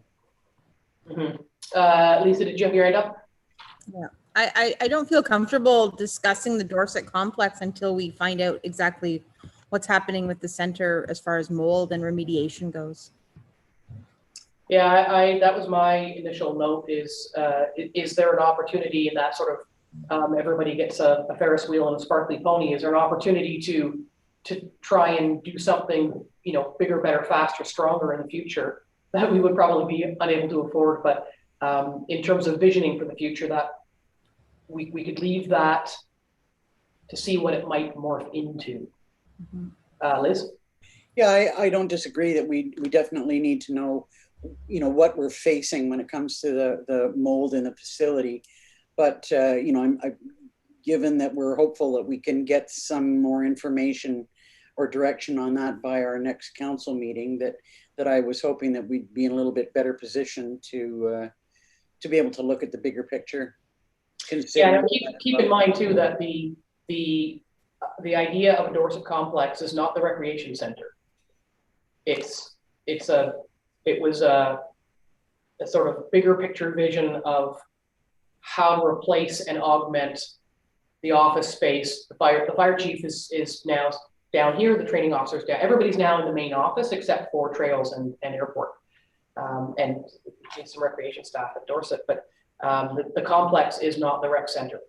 What I'm saying is there's an opportunity, if you want to leave it on, is to just see what that looks like going forward. But the Dorset complex is about putting staff back in the village of Dorset to take tax payments and answer questions. And as the CAO has said, that the staff working remotely, electronic access, and scheduled appointments is working very, very well. So I don't think it's a conversation about necessarily about the rec center, which is going to come separately. This is about whether or not we create a separate building or a new building to put staff back there, and that would be going back. Liz and then Lisa, I think. Because we've relocated staff, I wasn't looking at it from the perspective of offices for our staff, but more as a really big picture discussion about, do we consolidate the fire hall with the rec center? Are there other opportunities there that we can take advantage of? Would we look at housing units or some kind of rental units on an upper level? Like there's so many things that we could attach to that discussion that's more of what I was thinking about, other than offices for our staff. Because I think absolutely, and I think that's fine as long as we agree collectively that that's what that conversation is about. So we're changing the definition of what originally was Dorset complex, where we want to leave it there, but we're thinking of it looking differently in light of some other decisions that are going to be coming ahead for us. Yeah, as he nods. So Lisa, go ahead. I guess it's in here through the org review, but also just if we are talking infrastructure and long-term planning, I think, and it is sort of covered under the HR strategy, but just I know we put on the addition on the township office, and already there's more staff that could be needing to be housed in the near future, and I just wonder if that's something that needs to be. If it's in this document enough. An addition? If it needs to be added, or if Angie and council feels that it's already covered within this document. Angie's going to say the same thing that I'm going to say, so I'll let her say it. So, number one, we are doing the renovations in the basement. So that's to help provide some additional space, but also that goes back to the evaluating the remote work, because, again, the conversation came up even yesterday about where do we put a person in the interim until that space is finished? And there are still staff that continue to work, periodically from home. So there's an opportunity for, say, for example, if I work from home one day or the clerk works from home one day, someone can be in that space, just utilizing the desk space. And so there's opportunities there that may alleviate us having to build an addition. That's great. Yeah, and that's, we did talk about this yesterday. The communications coordinator position is the first time ever that a job has been offered with remote built into the job description. And we talked very early in the pandemic, which sort of rattled all of our worlds, and even in terms of, faces on a screen and meeting remotely and whatnot. We've learned so much, we've come so far, and the CAO has reported previously that some other staff have, that when they're working at home, they feel like they get much more done. We also know that through the pandemic that women are disproportionately affected in terms of elder care and childcare.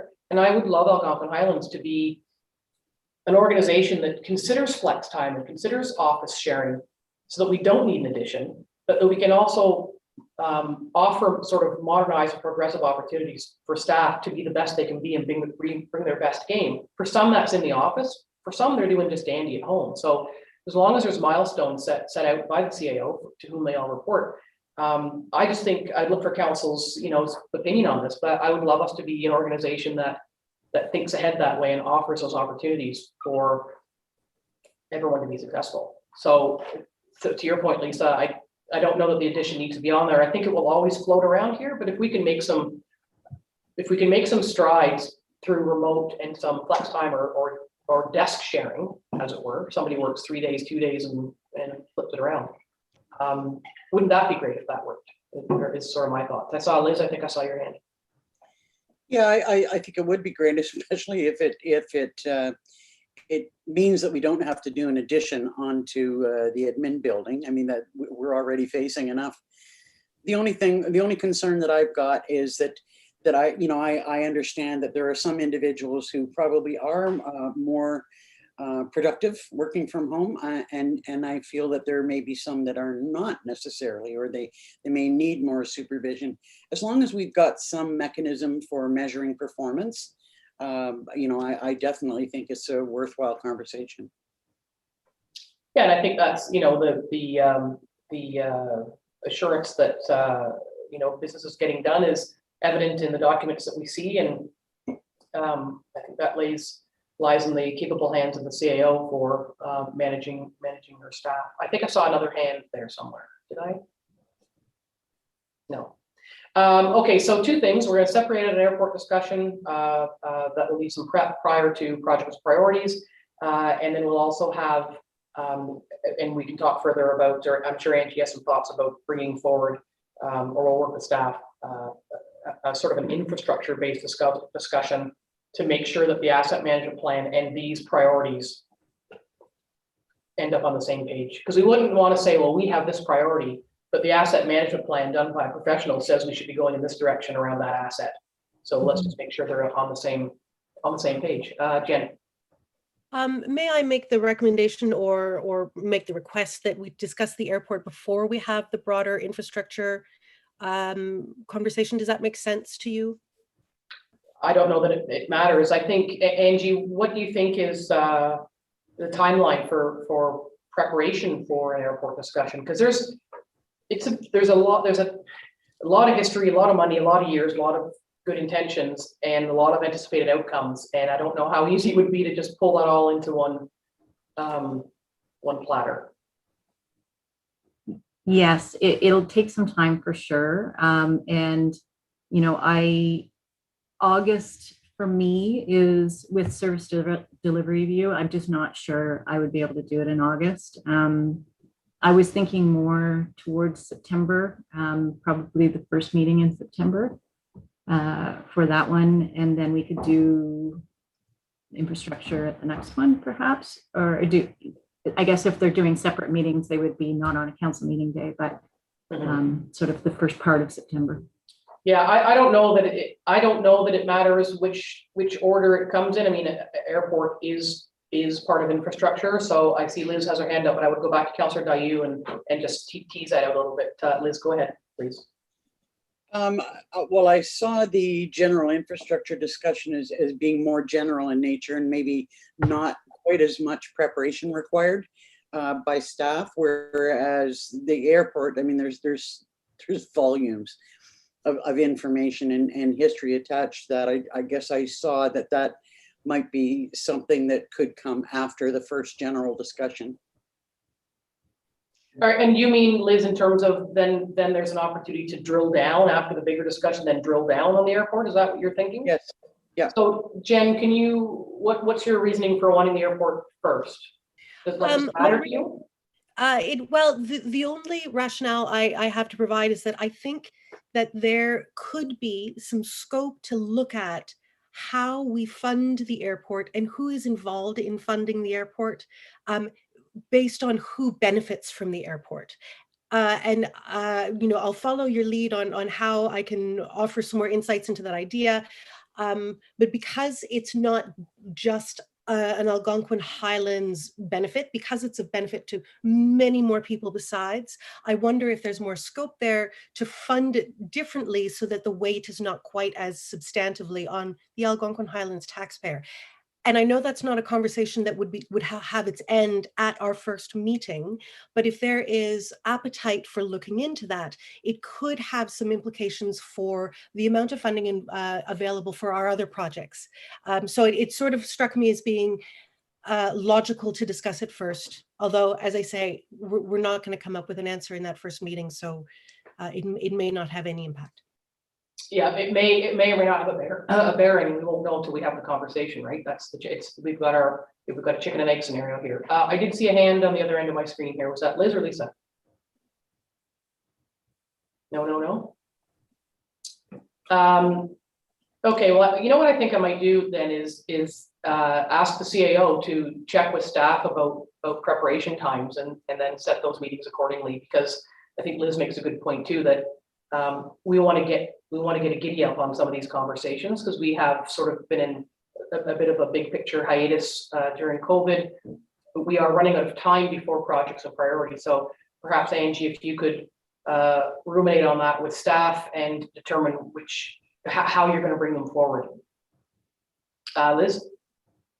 Yeah, just to add to that, I saw that the general discussion about the list of things that we've got to talk about, mostly of which affect infrastructure, really need to take place before projects and priorities, whereas the airport is a much longer term process, or maybe. And I was just trying to give Angie a little bit more prep time, because I know that's a big discussion. And might need a little bit more time, which is why I was recommending a different order. Lisa Berry, what are your thoughts on that? Yeah, I support, the discussion happening soon. I do think it's obviously important to have that discussion prior to budget project and priorities. I also think that, we have a fairly new manager in many of these things that we're discussing. So I look forward to hearing his voice and thoughts on this, but also having enough time to actually have his, secure thoughts on that as well. Okay, so we know these are going to be separate meetings. We know that. And so Angie's heard and staff are on the meeting somewhere listening. And I think it's, to your point, it's important to ensure that staff whose heads are already on fire at the moment, nobody's looking for a job at the moment, to be able to adequately prepare to take us through the conversation with what they know from their portfolio. So is it okay to leave it with Angie then to bring those back? And we'll probably see some doodle polls for some special meetings. She's nodding, so that's where we'll land. Okay, well, that's a great discussion. It kind of landed halfway between where I thought we'd go. So that's perfect. Thank you for everyone's input. We'll wait to hear back from Angie after consulting with department heads. And I would ask for a mover and a seconder to receive the strategic priorities update report. Councillor Dayu and Barry. By Councillor Dayu, second by Councillor Barry. Be it resolved that Council College received a report CAO 1121 regarding the strategic priorities update submitted by Angie Bird and dated July 15, 2021. All in favor? That's carried. Thank you. Planning business. Mr. O'Callaghan has got a lengthy list of items for us to look at today, so we'll bring him back in.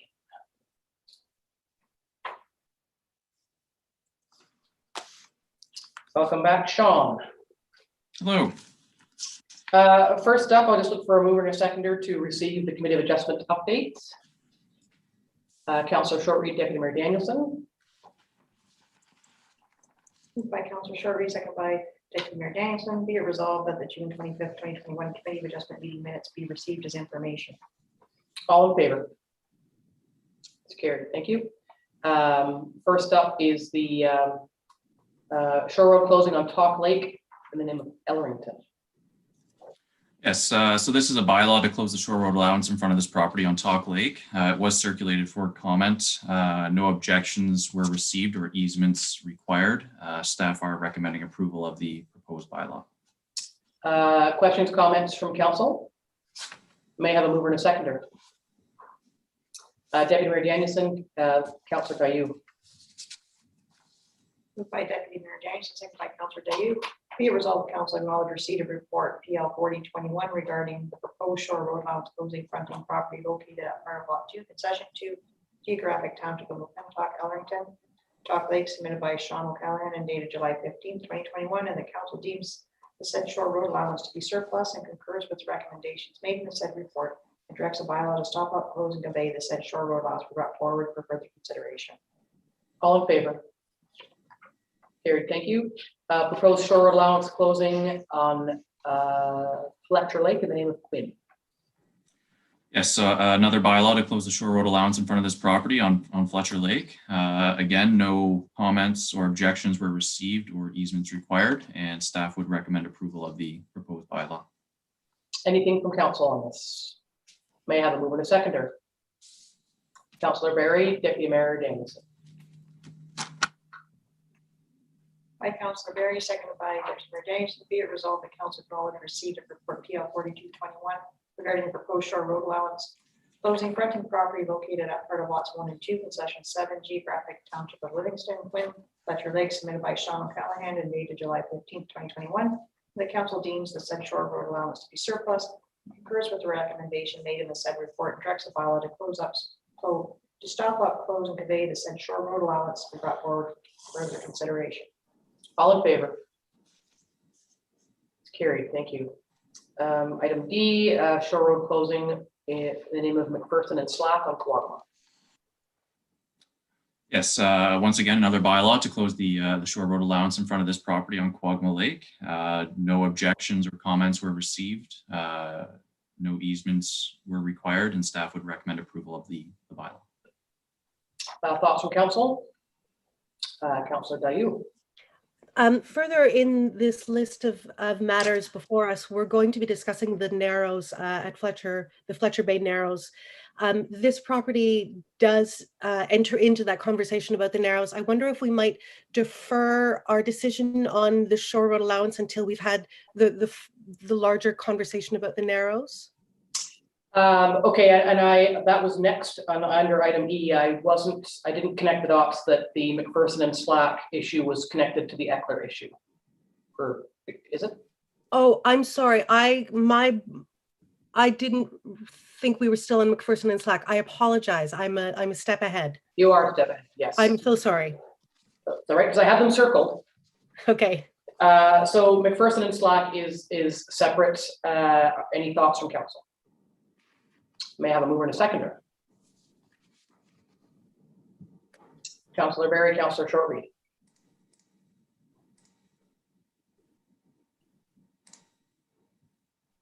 Moved by Councillor Barry, seconded by Councillor Shortreed. Be it resolved, council acknowledge receipt of report PL 4121 regarding the proposed shore road allowance closing fronting property located at part of lots 2627, concession 13, geographic township of Sherburne, McPherson and Slack, Quagma Lake, submitted by Sean O'Callaghan and dated July 15, 2021. And the council deems the said shore road allowance to be surplus and concurs with the recommendation made in the said report and directs a bylaw to stop up, close, and convey the said shore road allowance be tabled for further consideration. All in favor? That's carried, thank you. So this one, items E and H in the name of Eckler, we've seen this a number of times. It is in the Narrows. And I'm not sure, Sean, are you going to speak to this? I think Jen informed, you guys had a conversation, so go ahead. Sure, Sean. yes. Yeah, I can summarize.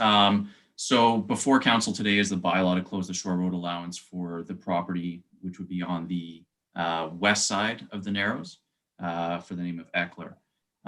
It was circulated for comments, no objections were received or easements required.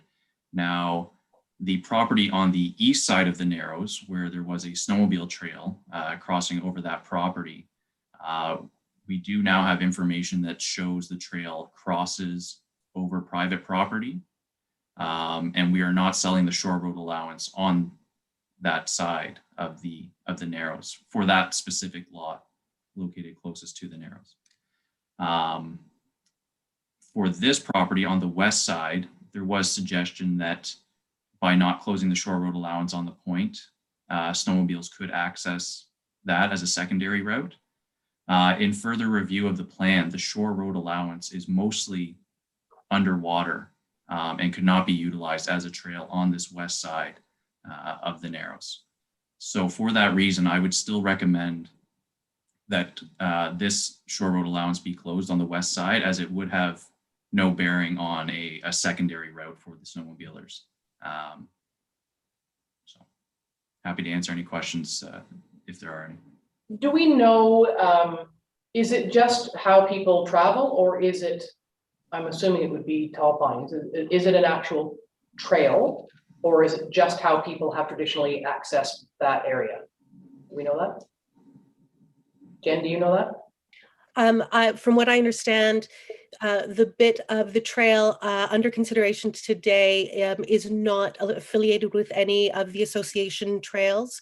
It is going over private property and in no way would be secured if that property owner decides to do something or build on that site. No. Okay, so there are the two pieces. There's item E and item H, and they're on opposite sides. Is that correct? Item G is the severance agreement on the other side of the Narrows. Okay, G. Okay, so are you proposing then, Sean, that we move ahead, or because Councillor Dayu is asking for a deferral, so I apologize. I've kind of gotten lost in where we are on this. What's the proposal? Councillor Dayu, what are you saying on that? I wasn't aware, because this conversation has happened just in very recent days, I wasn't aware that the shore road allowance on the west was underwater. And by that, I assume that means permanently underwater, that it isn't just today, because it's, you know, we've had such an increase in water levels. But if that shore road allowance is permanently underwater, then I suppose that means that no deferral is required. I guess my only question would be if people wanted to traverse that close to the shoreline, if there would be any objections to the property owner, because what lies below the water is in fact their land. I don't have the answer to that. There you are. Well, we don't sell people drowned land, so what's underwater wouldn't belong to anybody because they can't own it. It's underwater. But today we're taking an application to buy the shore road allowance, which Mr. O'Callaghan has just said is underwater. Sean, you want to clarify for us? Yeah, so to clarify, the portion of shore road allowance directly next to the Narrows is underwater. There are other sections of the shore road allowance away from the Narrows that would be above the regulated high water mark. So the portion on the Narrows where a snowmobile would traverse is completely under the regulated high water mark. So that will not be sold. I understand. Liz, I saw your hand. Yeah, I guess I'm just kind of wondering if, I mean, these are privately owned pieces of land. And if there is a trail or people traverse that privately owned land, and it's not necessarily any kind of registered trail with any association, I don't understand why we would not sell them the shore road allowance. It's private land. And they have the right, just like anybody else, to buy their shore road allowance. Yeah, and that's why I asked, thanks to the CAO, but I had asked about the, if the Snowmobile Association was involved, because that would add a little bit of a complication. But you're absolutely right. If somebody's been walking across somebody's property and they change the use of it, maybe those people can't walk there anymore. So it would be the same with the snowmobile users. We also, want to be careful not to create a situation where people might be going to the drink. But we wouldn't not proceed for snowmobilers just because there would have to be a little more compelling reason than what's been presented. Councillor Barry and then Councillor Dayu.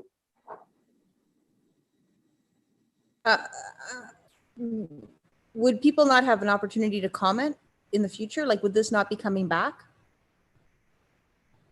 No, well, this has been here a number of times, Sean. Yes. So the shore road allowance on the east side of the Narrows, that has gone out for comment, but a bylaw has not been brought back to council to close that one. The one we're dealing with right now on the west side, this is the bylaw to close that shore road allowance. So there would be no other opportunity to comment on this specific one on the west side. And admittedly, Lisa, the public's opportunity to comment is in following agendas and the business of council and knowing what affects them. So that's our age-old challenge. Okay, so based on the information that Sean has presented, Jen, it's not an issue now. Is that what you're saying? Go ahead. Yeah, it sounds like it isn't an issue anymore, which is fine. Just to Liz's point on why we're paying particular attention to this, this particular Narrows is one of the only ways that people can traverse from one section of the lake to the other, which means access to cottages in the wintertime would be made quite a bit harder to do, not impossible, as it turns out.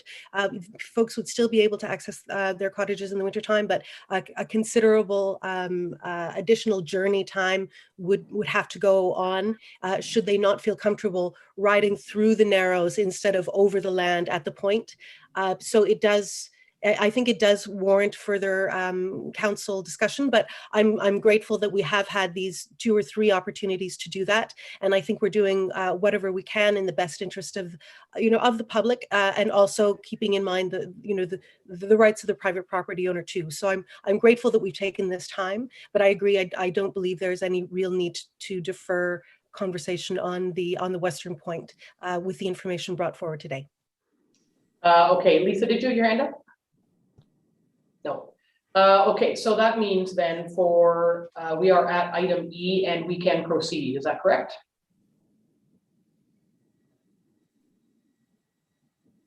I'm looking to Jen and Sean on that, item E.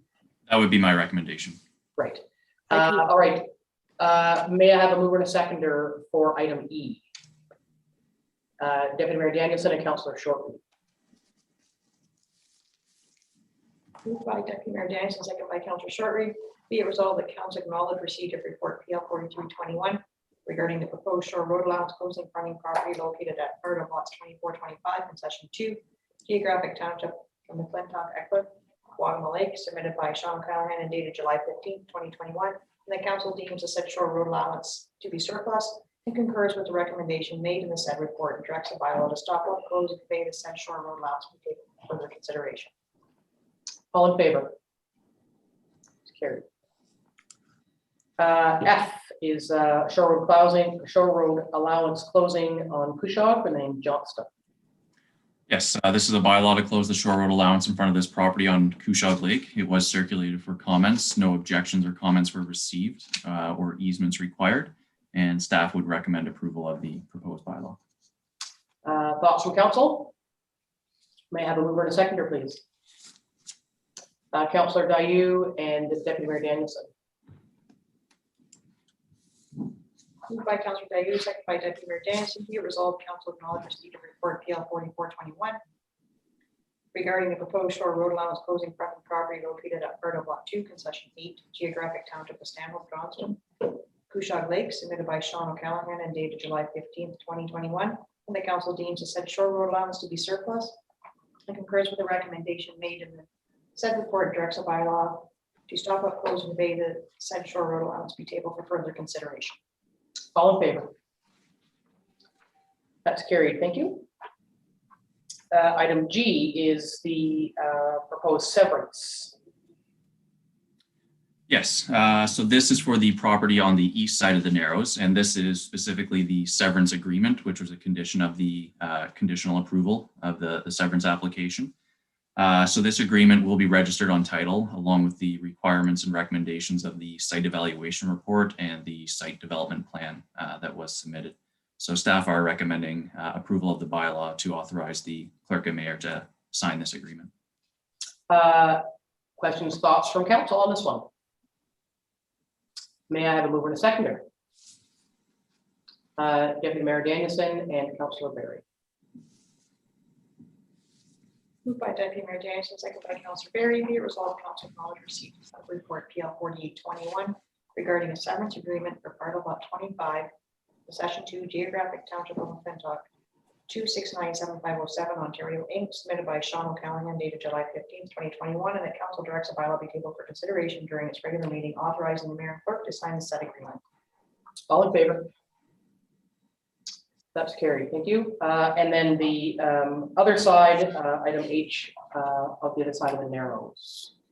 Yes, this is also a bylaw to authorize the mayor and clerk to enter into the severance agreement, which was a condition of the conditionally approved severance application for the property on the west side of the Narrows. Staff would recommend approval of the bylaw. It will again be registered on title with the site evaluation report and the recommendations contained within, along with the site development plan submitted. Questions, comments from council? May I have a mover and seconder? Councillor Dayu, Councillor Shortreed. Moved by Councillor Dayu, second by Councillor Shortreed, be it resolved, council acknowledge receipt of report PL 4921 regarding a severance agreement for part of lots 24 and 25, Possession 2, Geographic Township of McClintock, Eckler, submitted by Sean O'Callaghan, dated July 15th, 2021, and that council directs a bylaw be brought forward for consideration during its regular meeting, authorizing the mayor and clerk to sign the said agreement. All in favor? Carried. Thank you. Item I, again, shore allowance in Carlin on Halls Lake. Yes, this is a bylaw to close the shore road allowance in front of this property, as well as a merger agreement, which is not something we typically see with a shore road allowance closure. This has been before council on a few past occasions where this property they have a house located on the water side of the road on the shore road allowance, not on the municipally owned road allowance. So council did approve in principle the closure of a portion of that shore road allowance where the dwelling sits. So it was circulated for comments. No comments or objections were received or easements required, and staff would recommend approval of the bylaw to close the shore road allowance, as well as the merger agreement to merge the waterside lot with the lot on the opposite side of the road. So they are considered one lot for purposes under the Planning Act. Yeah, and there's I'm assuming this is Braylock, is it? Because there's a whole bunch of properties on there that are set up exactly like this, where there's a big chunk behind. Yeah, go ahead. It's on Halls Lake Road. Okay, so similarly, there's similar properties there as well. Thoughts, questions, comments from council? May I have a mover and seconder, please? Councillor Shortreed, Councillor Berry. By Councillor Shortreed, second by Councillor Berry, be it resolved that council acknowledge receipt of report PL 4521 regarding the proposed shore road allowance closing fronting property located at part lot 13, concession 10, geographic township of Stanton, Carlin, Halls Lake, submitted by Sean O'Callaghan, dated July 15th, 2021. The council deems the said shore road allowance to be surplus and concurs with the recommendation made in the said report and directs a table to stop or close convey the said shore road allowance to be tabled for further consideration, and that the applicant shall enter into a merger agreement for the purpose of joining the portion of the original shore road allowance identified as part 3 of Plan 19R 10431 with 1126 Halls Lake Road identified as part 1 of Plan 19R 10431, which will be registered on title of the noted lands. and that council directs a bylaw be brought forward authorizing the mayor and clerk to sign the merger agreement between the corporation, Township of Algonquin, Highlands, to Karen Carlin. All in favor? Excuse me, that's carried. Thank you. Shore road closing for in the name of Sloss on the Little Hawk. Yes, this is another bylaw to close the shore road allowance in front of this property on Little Hawk. It was circulated for comments. No objections or comments were received or easements required, and staff would recommend approval of the proposed bylaw. Anything from council? May I have a mover and seconder? Councilor Shortreed, Councilor Dayu. Moved by Councilor Shortreed, second by Councilor Dayu. Be it resolved that council acknowledge receipt of report PL 4721 regarding the proposed shore road allowance closing fronting property located at part of lot 20, concession 10, geographic township of Stanhope, Sloss, Little Hawk Lake, submitted by Sean O'Callaghan, dated July 15, 2021. The council deems the said shore road allowance to be surplus and concurs with the recommendation made in the said report and directs a bylaw to stop up, close, and convey the said shore road allowance to table for further consideration. All in favor? It's carried. The last one coming back, I think, is Bennett on Maple Lake. Yes, I do believe this is the last sale of a road allowance for this agenda. But yes, this is a bylaw to close the shore road allowance in front of this property. It was circulated for comments, and happy to report no objections or comments were received or easements required, and staff would recommend approval of the bylaw. Thoughts from council? May I have a mover and a seconder? Councilor Shortreed, Councilor Dayu.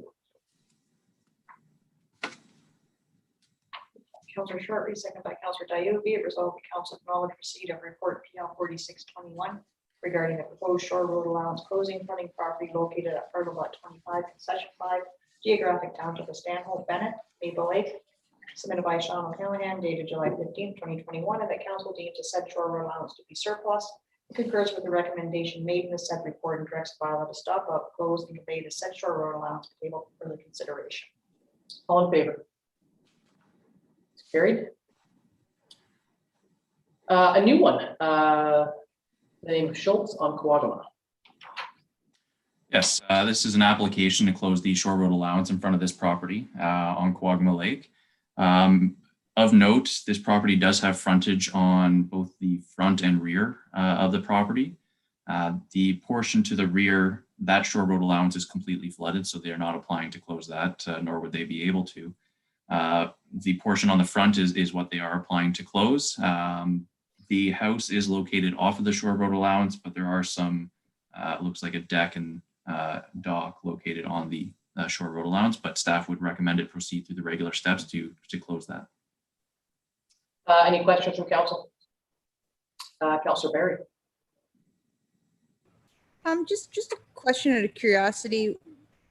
Just given the proximity, I can't believe I've never thought to ask this again, but do you have to determine where your dock projections are in something like this sort of little section in here? So that is something we look at when we receive the survey with the structures located on there.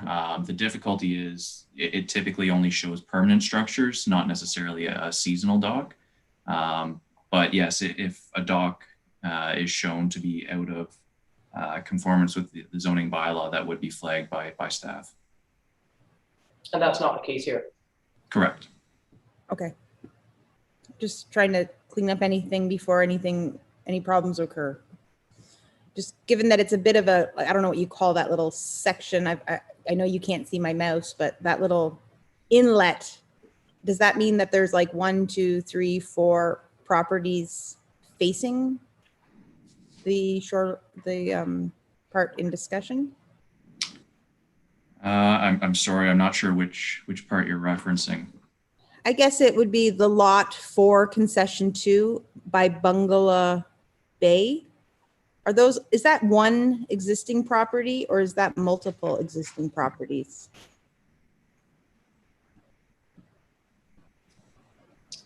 Sorry, are you referring to the survey or the GIS map?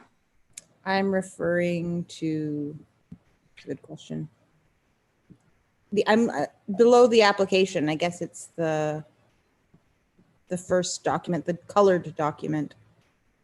So that, I believe, would be the GIS mapping. So those are all individual properties that are shown on that map. Okay.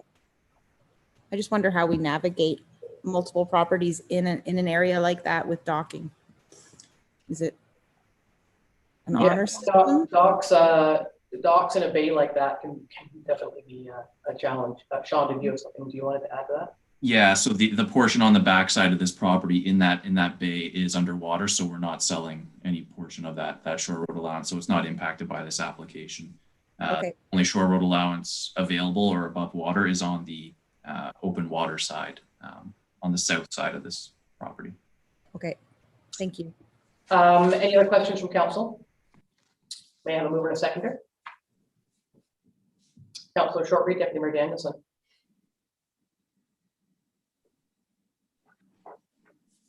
Moved by Councilor Shortreed, second by Deputy Mayor Danielson. Be it resolved, council acknowledge receipt of report PL 5021 regarding the proposed shore road allowance closing funding property located on Lot 4, concession 2, geographic township of Livingston, Schultz, Quagama Lake, submitted by Sean O'Callaghan, dated July 15th, 2021. And the council approves in principle application OSRA 2221, aid to stop, up, close, and convey the shore road allowance fronting property located at concession 2, Lot 4, geographic township of Livingston, Quagama Lake, and that the applicants are requested to proceed in accordance with the shoreline road allowance closing procedure. All in favor? It's carried. Thank you. Correspondence regarding the LPAT. So there was some concern raised about the correspondence from Halton Hills, and Sean was asked to just dig into it a little bit, and he can tell us what he's come up with. And then I will, Liz and Jen were interested in seeing something done here, so I'll let you two speak to it based on Sean's report. So Sean, go ahead. Yes, so this is with respect to the resolution received from Halton Hills regarding the local planning appeal tribunal. They did put forward some short-term and long-term recommendations that they were looking for support on related to how the tribunal makes its decision or bases its decision off of, as well as another longer-term recommendation to do away with the tribunal entirely. There have been some changes to the tribunal in the past few years, and the one that they're referencing is with respect to how the tribunal bases their decision, whether it be off of provincial policy statements or local planning legislation that's been approved through the public process versus starting a hearing or a tribunal hearing from the very beginning and hearing it from new. So I can certainly see the argument that Halton Hills is raising in their first short-term proposed change. With the respect to their long-term proposal and doing away with the tribunal, I would not recommend supporting that. I think it's important to have some sort of tribunal process so these applications, whether denied or approved by council, can have that process to unfold so that it's a fair and transparent process from start to finish. I believe this resolution stemmed from some unfavorable decisions that Halton Hills experienced. So I can understand there'd be some frustration there. Luckily for us, we don't find ourselves in front of the tribunal all that often. But I would be happy to answer any questions that council may have. Thank you. I would ask Liz or Jen to, I think Liz was sort of the one who had the heels dug in the most on this. What are your thoughts on this whole situation now, Liz? As the instigator. The instigator. Yeah, I really do accept Sean's point about the fact that there does need to be some appeal process for people because things can go awry, and there needs to be a fair and equitable system in place. It's still my feeling that when the changes took place, from the OMB to LPAT, it sounded like they were going to do a fulsome review and make some substantive changes. And I don't believe that that's taken place. I think that it just almost appears like they changed the name and they reappointed the same people. And and it remains frustrating to many municipalities. But I would still be interested in seeing them take a little bit of a deeper dive into their process, and for us to support the short-term recommendations that they're making. I mean, I'm not sure whether I know that I personally failed to say to Dawn that I wanted a specific resolution today, because I thought, well, we'll have a discussion and see where we land. You know, we can also always bring a resolution back to a subsequent meeting about, you know, on the short term. Is this something that is, that got picked up by any other number of municipalities? I hear what you're saying. I know that when they made the changes, there was much gnashing of teeth around some of the changes and sort of taking the planning power away from municipalities. Admitting that there does need to be, you know, a follow-up. Is it on the radar of AMO? Is it on the radar of the Wardens Caucus? So is it? Sometimes I wonder about the value and the value of sending a resolution off into no man's land when they're just going to say thank you, and then in 6 weeks we'll get a note that says thank you for your correspondence. Like, they're going to file it. So I just wonder the merit of a letter or a resolution in the absence of any sort of, you know, rolling blockade around the issue. I know the LPAT and some of the changes have been problematic and much criticized. It can go either way. So Jen, you had your hand up. Yeah, I do think that this warrants a letter, even if it's just a tiny little chink in the armor, and others have their little chinks in there too. Those of us who follow policies related to environmental protection will remember Ontario Minister of Municipal Affairs Stephen Clark recently overruled some opposition to the development of a sensitive wetland down at Dufferins Creek in Southern Ontario through a municipal zoning order, in which he was able to essentially override municipal and provincial policy statements regarding the importance of protecting the environment in favor of development. So from my perspective, I sort of see this as kind of following the same track, where municipalities and so many folk within the provincial government have put in hours and money to ensure that we've got, as you say, Madam Mayor, sort of the nesting dolls of policies that can support each other and make sure that we protect where we protect, we give liberty where we give liberty. And I'm fearful of any body that can simply override those nesting dolls. One, because the nesting dolls are there for a reason, and two, because as Liz and I chatted about yesterday when we were talking about this file, a lot of effort and money has gone in, you know, in Algonquin Highlands, in Halton Hills, to make sure that our decisions are reflective of those, you know, of those policies. And so if that doesn't matter, then why would it matter for us? You know, why would we want to follow the provincial policy statement, knowing full well that might land us at LPAT, if LPAT is then going to turn around and say that the PPS doesn't matter as much as it once did. So I feel that, you know, any little chink in the armor to show the governing powers that no, these things do matter, and we'd like to make sure they're remembered in these processes is a good thing. I don't think we lose anything by doing that. But I agree, if that's something that maybe we want to take forward at another council meeting, because we haven't asked the clerk, you know, to think about that before this conversation, then great. I don't think there's an urgency. Okay, so we can ask staff to have a look at that and bring something forward that reflects what it is that you're looking for. Deputy Mayor Liz. For me, in the Halton Hills resolution, the key points are, you know, are the relate to restoring the amendments to the Planning Act that mandate evaluation of appeals on a consistency and conformity with provincial policies and plans. I mean, that's just it's what Councillor Dayu just said. That you know, why have policies in place that we follow based on the province's direction, and yet there's a group that can make decisions that are not necessarily, that don't necessarily comply with those policies or plans.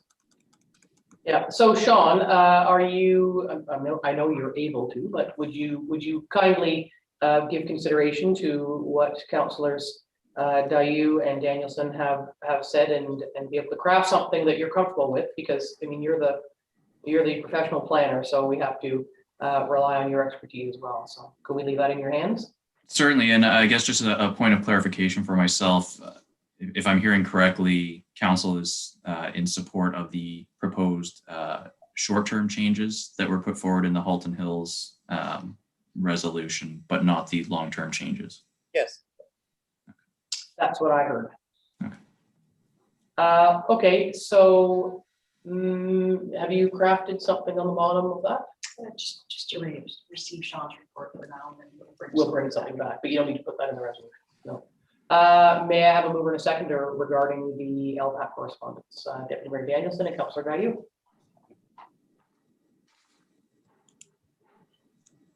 Moved by Deputy Mayor Danielson, second by Councillor Dayu. Be it resolved, council acknowledge receipt of report PL 5221 regarding correspondence related to LPAC in the town of Halton Hills, submitted by Sean O'Callaghan dated July 15th, 2021. All in favor? Carried. We have a rather meaty conversation coming up next. It is 12:45. We have mentioned in the past about whether or not we push through, and we have a number of items subsequent to this, the shorelands across the road. So does council want to take a bit of a midday break now and come back? We can maybe take 20 minutes, half an hour, get a bite to eat, eat our Wheaties and come back for the shoreline use across Township Road and the other items on the agenda. Is that acceptable? I see one nodding head. I see two. I know last time we pushed through and Liz said we said we weren't going to push through. So thank you for that reminder. So let's take a break and come back fresh. So do you want to say, do you want 20 minutes or half an hour? What do you think will feed your souls? Half an hour. Half an hour. 12:15. We'll see your faces back on the screen at 12:15. Thanks, everybody.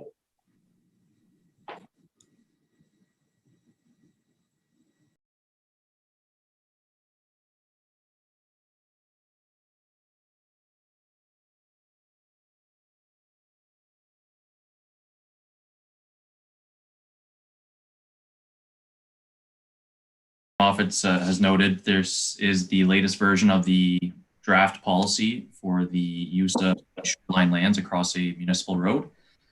At our previous account, there was question about an exemption process where someone could not meet the required setbacks or other portions of the policy. So I have included in this latest draft some wording where the applicant could apply directly to council for an exemption from this policy, and each application would be evaluated on its own merits.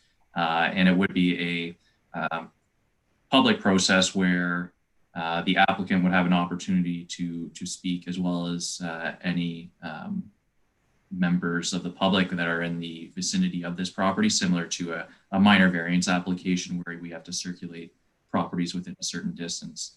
So I'm proposing we deal with any exemptions in that matter. There was also questions about the education process. So I am proposing that this be rolled out through the newly acquired Bang the Table software. And that there is a flexible timeline with this. So I am proposing we not actually implement the policy until early next year to allow time to educate the public on this new policy, but we can certainly amend that however council wishes. Other than that, I am continuing to recommend we do adopt the policy as drafted, and happy to answer any questions council may have. I have a number of things to say on this, but I would go to council first to see what thoughts are on the current iteration. Or I can go straight to what I was going to say. Oh, look, all the hands are in the air. Liz, Lisa, Jen.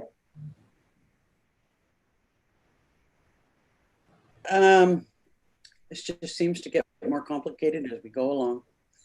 I really have a difficulty with, with each particular application, coming to council and being subject to, sorry, the word's not coming to me, to exemptions. I still feel very strongly that we need to look at what's in place now, not simply have a go forward policy. I know that there's some work that needs to be done before we can start to implement this process. And I really believe that we need to, seek some inputs or do some education about this well in advance before we start to implement it. I still would really like us to try and find a way to reduce the costs of this. It just seems like this is going to be a problematic issue no matter what we do. And the fact that there's so much cost associated with resolving each property as we go along, it just, by the time you've paid for legal fees and transfer fees and review and our time and surveys, it's an awful lot of money. And I'd like us to try and find a way to be able to resolve this without it being quite so costly. Yeah, thank you. You've echoed a couple of my concerns. Lisa Berry. Similar, I have concerns about the cost. I have a couple of things I'm just going to talk about. The first is if there was a legal agreement drawn up, is there not a way that would be able to sort of streamline applications together with our lawyer, or would each application have to go to the lawyer? And then my second question is, if we did draw up a policy and have that in place, just by having that policy in place, would that alleviate some of the legal liability? If we have a policy in place, but someone falls and they never entered into a license of occupation, would we not be saved from some of that legal implication if the policy was in place? I know people will sue for anything, but I'm thinking if we've done the groundwork to make the policy, surely that would allow some coverage for the township. Sean is going to answer those questions. As far as having the policy in place and the legal implications with that, I suspect there would not be any sort of reduced potential for litigation against the township. I mean, I'm just speaking from a planning perspective. We could have Mr. Ewert look at that, but I suspect just having the policy in place would not be sufficient enough where the property owners are not following the steps in the policy and entering into that license of occupation agreement with the township and posting the necessary insurance that goes with that. With respect to the costs, versus a typical shore road allowance closure, this is not as expensive as purchasing the land. The similar cost would be the application fee and deposit that go towards the legal fees and the survey. That's standard across the board. The major difference would be the purchase price of the land, where you're entering into a license of occupation, you're not paying for the land, versus a shore road allowance closure where you do purchase the land. So there would be some significant cost differences between the two, with the license of occupation being the less expensive when you compare them. And as far as streamlining with a legal agreement, each application would have to go individually. We could look at doing a joint application similar to the shore road allowance closure policy we have in place, where if you're an adjacent landowner or you and your neighbors want to apply as a group, there can be some combined savings there. But each application does have to go individually to our lawyer for processing. Thank you. Thank you for that. And Councillor Gaillot. Thank you. I am still very much in favor of the go forward of the go forward plan.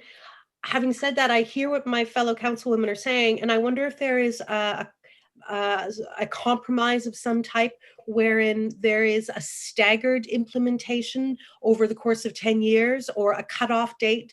So it's go forward unless and until you have not made any major change or there's not been a transfer of ownership, for 7 years, at which point you will have to. So something that just makes sure that we do capture everyone, but we do capture them in a way that is logistically reasonable for our township. Yeah, I think you raise a good point. I think it's the logistical reality that is one of the many stumbling blocks, because it is, as has been noted repeatedly, it's to do retro and go forward is a tremendous task for which we are probably ill prepared in terms of human resources. Julie.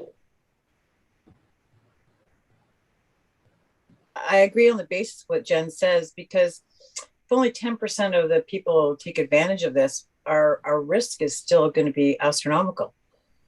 With 90% of people not getting a license of occupation, and they don't have to, and they're not going to, then what's the point of doing all this? The point is to reduce our risk. Yeah, I would agree. And we talked last time about, that we needed to start somewhere, and we generally concurred with the go forward, and that we would, in the future, again, looking at large projects, look at tackling the retro part in terms of database management and follow-up.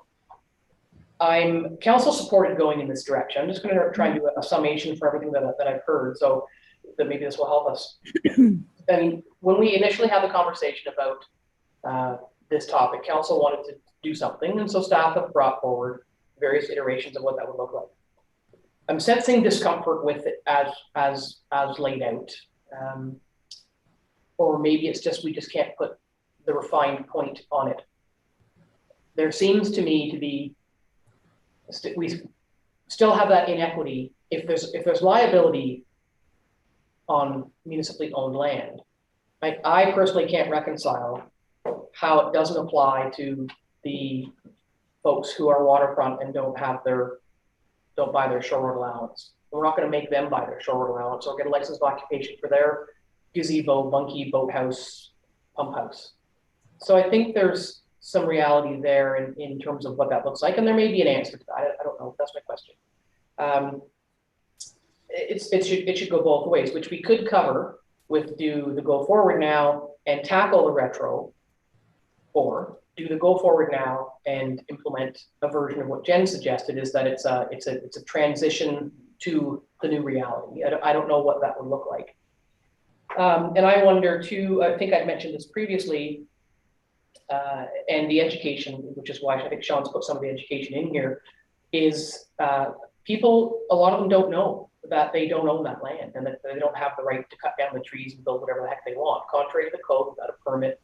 So I wonder if part of that education program, which is maybe what Sean is referring to, is, can we implement some fines as well? I mean, I hate to be the person with the big stick that has the nail in the end of it, but so we could create the database and start with informing, use this time, whatever that time frame is, inform people, let them know that, bring it to their attention, you may not own this land, that we're working toward doing our part in terms of lake health and shorelines and in compliance with the existing tree cutting bylaw, in compliance with whatever the shoreline bylaw does or doesn't look like in the future, and our own interest in environmental stewardship. So we can fold all of those things in. We have a new communications coordinator starting hopefully soon, and there could be some whether it's the newsletter or a separate mailing, and that could help. I mean, and bang the table as well. Maybe use that instead, but inform people that we are looking to tighten up compliance on the use of municipal lands in terms of code compliance and setbacks, and you don't own it, you can't cut the trees, and you can't just do whatever you want on it. Maybe that has to be part of the go forward anyway, or maybe we just do that first. I don't know, but I'm just not sensing a lot of full-on comfort with the way it's written now, and we need to hammer this through. We can't keep we can't keep saying, let's tweak this part and bring it back, and then let's tweak that part and bring it back. We'll be having this conversation for 3 years. So I think we really need to hammer out what it is we don't like, what it is we can and can't live with, keeping in mind that there will be an awful lot of people, which is, it's not our responsibility that people don't pay attention to what we're doing in a public forum on a live stream meeting that anybody can pay attention to. But there will be a tremendous number of people who will cry afoul of cloak of darkness and say that they weren't consulted. There's things we consult the public on, there's things we don't consult the public on. And in defense of that, the majority of people who would want to weigh in on this issue are the ones who will be affected. So it's kind of a conflict of interest for those folks. So education to let people know we're going in this direction also allows for, you know, feedback, angry letters, delegations, you know, that's part of the democratic process. So we just need to consider all of those things. And I see hands, I'm going to go to Liz and then to Lisa. Yeah, I really think that the very first thing we need to do is the education piece, and to let people know you don't own the land, and you can't just do whatever you want on it, and here's what we're considering doing on a go forward basis. And I don't mind a stepped process, you know, as long as we're committed to going all in a certain direction. You know, I know that there's an awful lot of work to be done in order for us to deal with what's existing. I don't think we can ignore what's existing. I know that there's some thought by some members of council that it's just for whatever people want to do going forward. That doesn't deal with why we were looking at this in the first place, which is the liability concern of what's in place now. You know, I just kind of wonder how we're making out with some of the properties that are impacted on North Shore Road by our construction.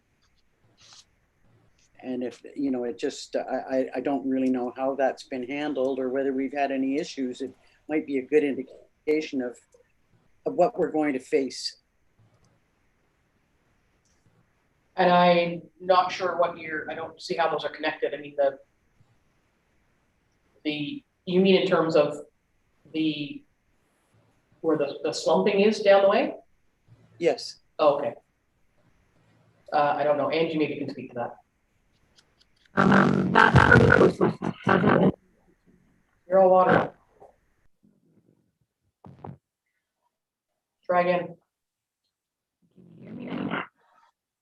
Oh dear.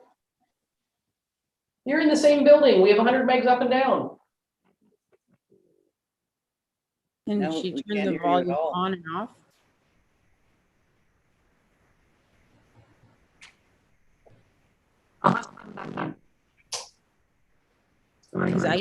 We can't hear you.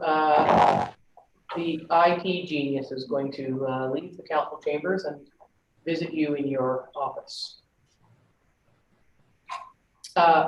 Lisa Berry has her hand up, so before Angie comes back, we'll just see what Lisa wants to say about this. My understanding with the go forward basis is, yes, it wouldn't maybe impact people right at this time being. However, anytime there was something to be replaced, like a staircase or a docking, then that would then trigger a license of occupation to, you know, to come forward instead of everybody's on the same playing level at the start. Is that true, Sean? Like, it would capture existing infrastructure, but just not until a repair was needed. That is correct. And that would mirror the existing process we have with the closure of a typical shore road allowance closure, where you need to first purchase that before you can put any new infrastructure on that portion of the property. Yeah, and my concern around that is how are we going to know?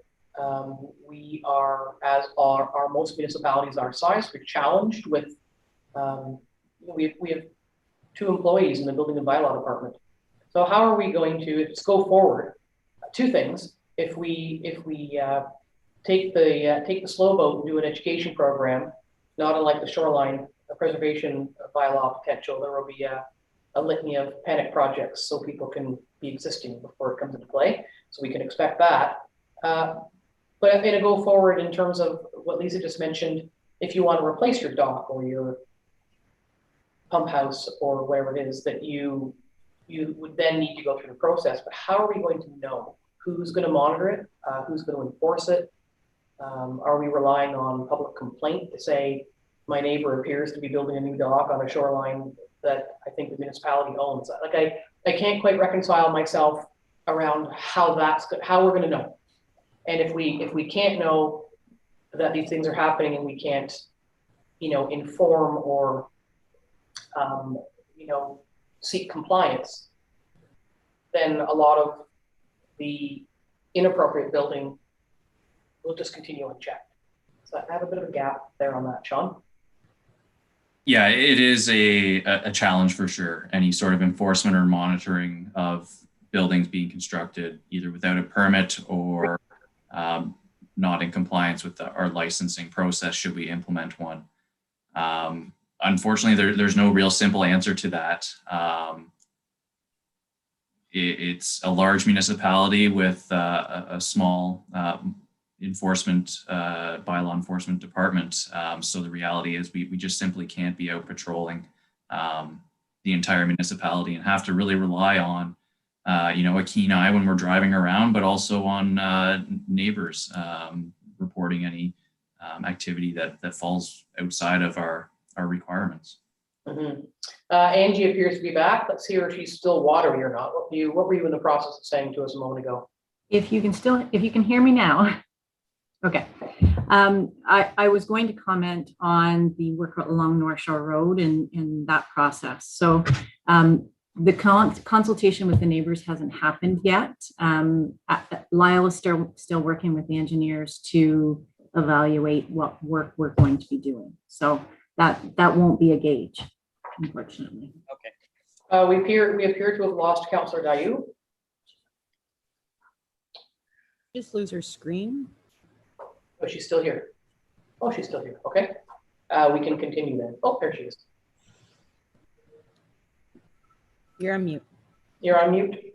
I apologize. Canine difficulties all resolved. Excellent.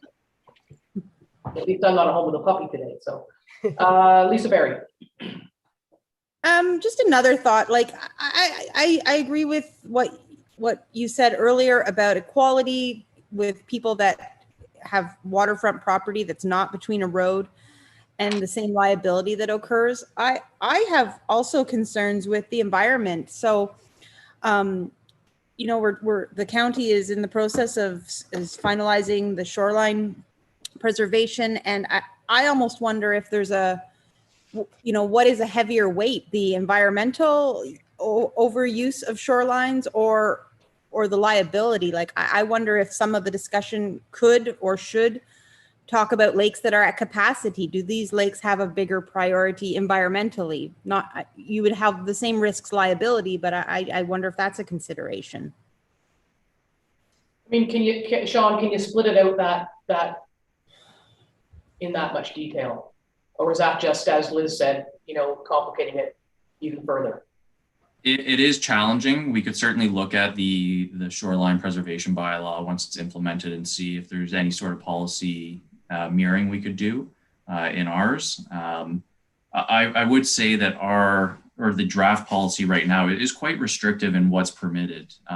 It does not allow really significant development, any new development that is. Existing development that may be more challenging to require someone to reduce in size. But it's, as far as breaking it out for at capacity lakes, I'm not sure that's something I would recommend we break down in that much detail. So what I wanted to put to council is, again, I'm going to circle back, is council didn't want to go in this direction. We are now at the crossroads of the direction. If we decide to do a public education preamble, let's call a spade. The people who don't like it are going to want to have their say, which they can do by contacting their ward councillor. That's fine.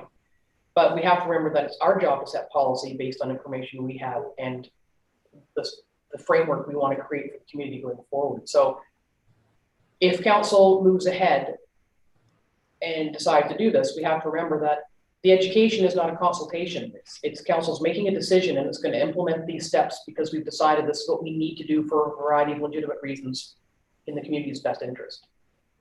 So that also means that when people find out through the education process and they are angry and they phone you, or me or whoever else, that will have to be entertained and dealt with. So there's a difference between telling people that we've made a decision, a policy-based decision in the community's best interest, and this is the direction we're going. And you can tell us what you think, but we're not actually having open houses, and this is not a wide open consultation process, because when you consult on things like this, the broad public answer will be don't do it. So you have to keep that in mind. Liz. I just wanted to comment on what Sean was just saying about the shoreline preservation bylaw. Just as a reminder that as it stands right now, anything that's existing is grandfathered. So it wouldn't be a matter of going back and trying to get them to reduce. I mean, there might be some encouragement through the education process to do that, but no legal requirement for them to have to reduce what's existing. So I guess the bottom line, so that's a good piece of information to have. I guess the bottom line is we've got like sort of the tree of life. Is council still interested in fulfilling its commitment to supporting going in this direction? Yes, no. If it's no, then we move along. If it's yes, what does it look like? So we've got these dividing little trees of life that keep going. If council is interested in moving forward and also engaging in, so moving forward in terms of the go forward now and a plan to go backwards, or go forward with the idea that eventually it will all get caught up in a long period of time as permits and things are going to be required through a new process. And or undertake the education campaign to say to people, this is the direction that we've chosen to go. Here's the information, here's the reasons why, that we are working toward a community-wide license of occupation program in order to seek compliance with a variety of existing policies and codes. Knowing full well that when we do that, understandably, people will have a lot to say about it. And I don't think we're going to hear from people who live on 60 acres. We're going to hear from the people who will be affected and feel that this is an unfair money grab. I think it's really important to just call a spade in this conversation. Sean? I think as part of that education process, it's also important to sort of sell this as it's in their best interest to enter into this license of occupation where they can continue to use that land, improve it as they wish in compliance with the policy. Because as it stands currently, we would not be able to issue any permits for structures over the road. They're really stuck with what they have right now. And if it were to be damaged, the replacement of that would not be really permitted. It would be essentially trespassing on township property, and we would need to take appropriate action. So I think it is critical that if council does move forward with this, that's how it's really advertised as being for the benefit of these property owners. Yeah, and I think that feeds into what I was saying is if council wants to continue down this road, no pun intended, it needs to be very clear that these are the reasons why, these are the benefits, this is the process, this is how it's all going to play out. And the decision's been made. This is not and the reasons for making the decision are, as we've discussed over many meetings, they are real and legitimate reasons. Councillor Dayu. I have a couple of thoughts pertaining to what folks have just been saying. One of them is with regards to what Liz was just mentioning about the shoreline preservation bylaw and how things are being grandfathered in. Where I think that differs from what we might potentially set up for Algonquin Highlands is that this remains our land. So, you know, if someone has chosen to build a big structure, they've chosen to do it knowing that they were not building on their land. Or if they didn't know, they should have known. They should have known that when they bought the property, it didn't include that waterfront. So I think there's a little bit more scope there to maybe say, hey, I see that you just, you know, built this big old thing, but you can't, than would be possible when we're talking about other people's private properties. I also wanted to get back to your idea, Madam Mayor, about the fines. I actually think you're right, and I don't like to be the person with the the nail in the end of the stick either. But I think if they're not, if we set a grace period for the staggered compliance to this, the staggered sign up for this, and someone has not abided by that, and they've not filed for their license of occupation, then yes, I think there probably should be a fine at the end of that. Because if not, what would be the purpose for them? What would be the benefit for them for doing it? I also believe that there could and should be a fine for not naturalizing the shoreline. We're setting out in this policy that we want to see that shoreline naturalized. It's of vital importance to us as a township. It's there in our strategic vision. And I think if people are blasé about that or choose to do something different, that there should probably be a fine attached there. Once again, this is our land, and they are requesting their ability to have private use of that land, but these are our rules. So I would agree with the fines, and I'm warming more and more to the idea of either to some form of staggered entry to this, so it isn't just go forward. It's driven by go forward, but with a set time limitation. So it's go forward. With a voluntary grace period to apply for those who are not necessarily building something new, but at the end of X number of years, be it 7, be it 10, that's when you're going to have to sign up for sureties. There's no further grace period beyond that, to make sure that we're being consistent with everyone. Those were my primary thoughts.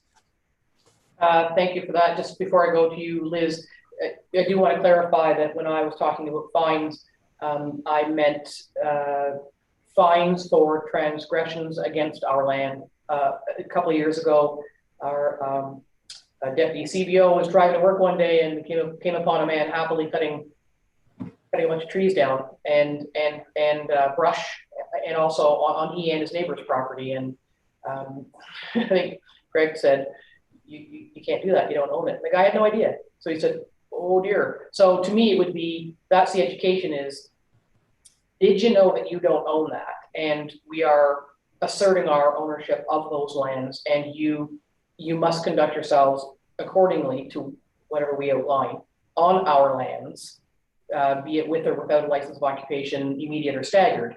And that if someone decides, well, my view is blocked on that land that I don't own, and I'm going to cut down the trees, then we can fine them. Now, there's also the county's shoreline tree preservation bylaw, so we could rely on that. But for me, I'm talking about fines in relation to transgressions in the short term, as opposed to not. I didn't mean at all that if you don't sign up for your license of occupation that you get fined. I think that makes me cringe a little bit. But what I was referring to was fines in relation to education and what you can and can't do on the land that you don't own. It's not your land, so you can't do whatever you want on it. Full stop. And so we need to figure out what that looks like. Liz, and then Lisa. I just was going to make a point about the staggering that Councillor Dayu was mentioning. That's not a bad idea, and I think that would make the project not seem so like overwhelming, to give it some time. But I couldn't live with 10 years. Yeah, I mean that's the detail that we can hammer out. So let me just circle back to what I said in the very beginning. So council originally supported going in this direction. It's a yes, no. Does council still support going in this direction? We just need it, just in terms of figuring out the details. It's a yes, no, and I'm seeing nodding heads. Okay, yes. So we've gotten on the bus. Now we need to design the destination. Lisa Berry. I still would like to, I really do like the idea of a staggered approach, especially, that sort of eases a little bit of the economic cost involved to it. If you know that you have to do something in 6 months, that's a lot different than knowing you have to do something in 18. It's a huge difference. Especially right now, there's just some unsettled financial things in the world. I would like to hear from our lawyer if we put a policy in place, if that helps. I can't see how it couldn't. But didn't we already hear on that, Madam CIO? We did, yes. That was part of, I believe, Sean, that was part of John's, one of John's. That was the sorry to interject there. That was the indemnification issue where just sort of swearing on, your good behavior that nothing bad will happen isn't going to cut it. Mm-hmm. The lawyer already answered that for us. Yeah.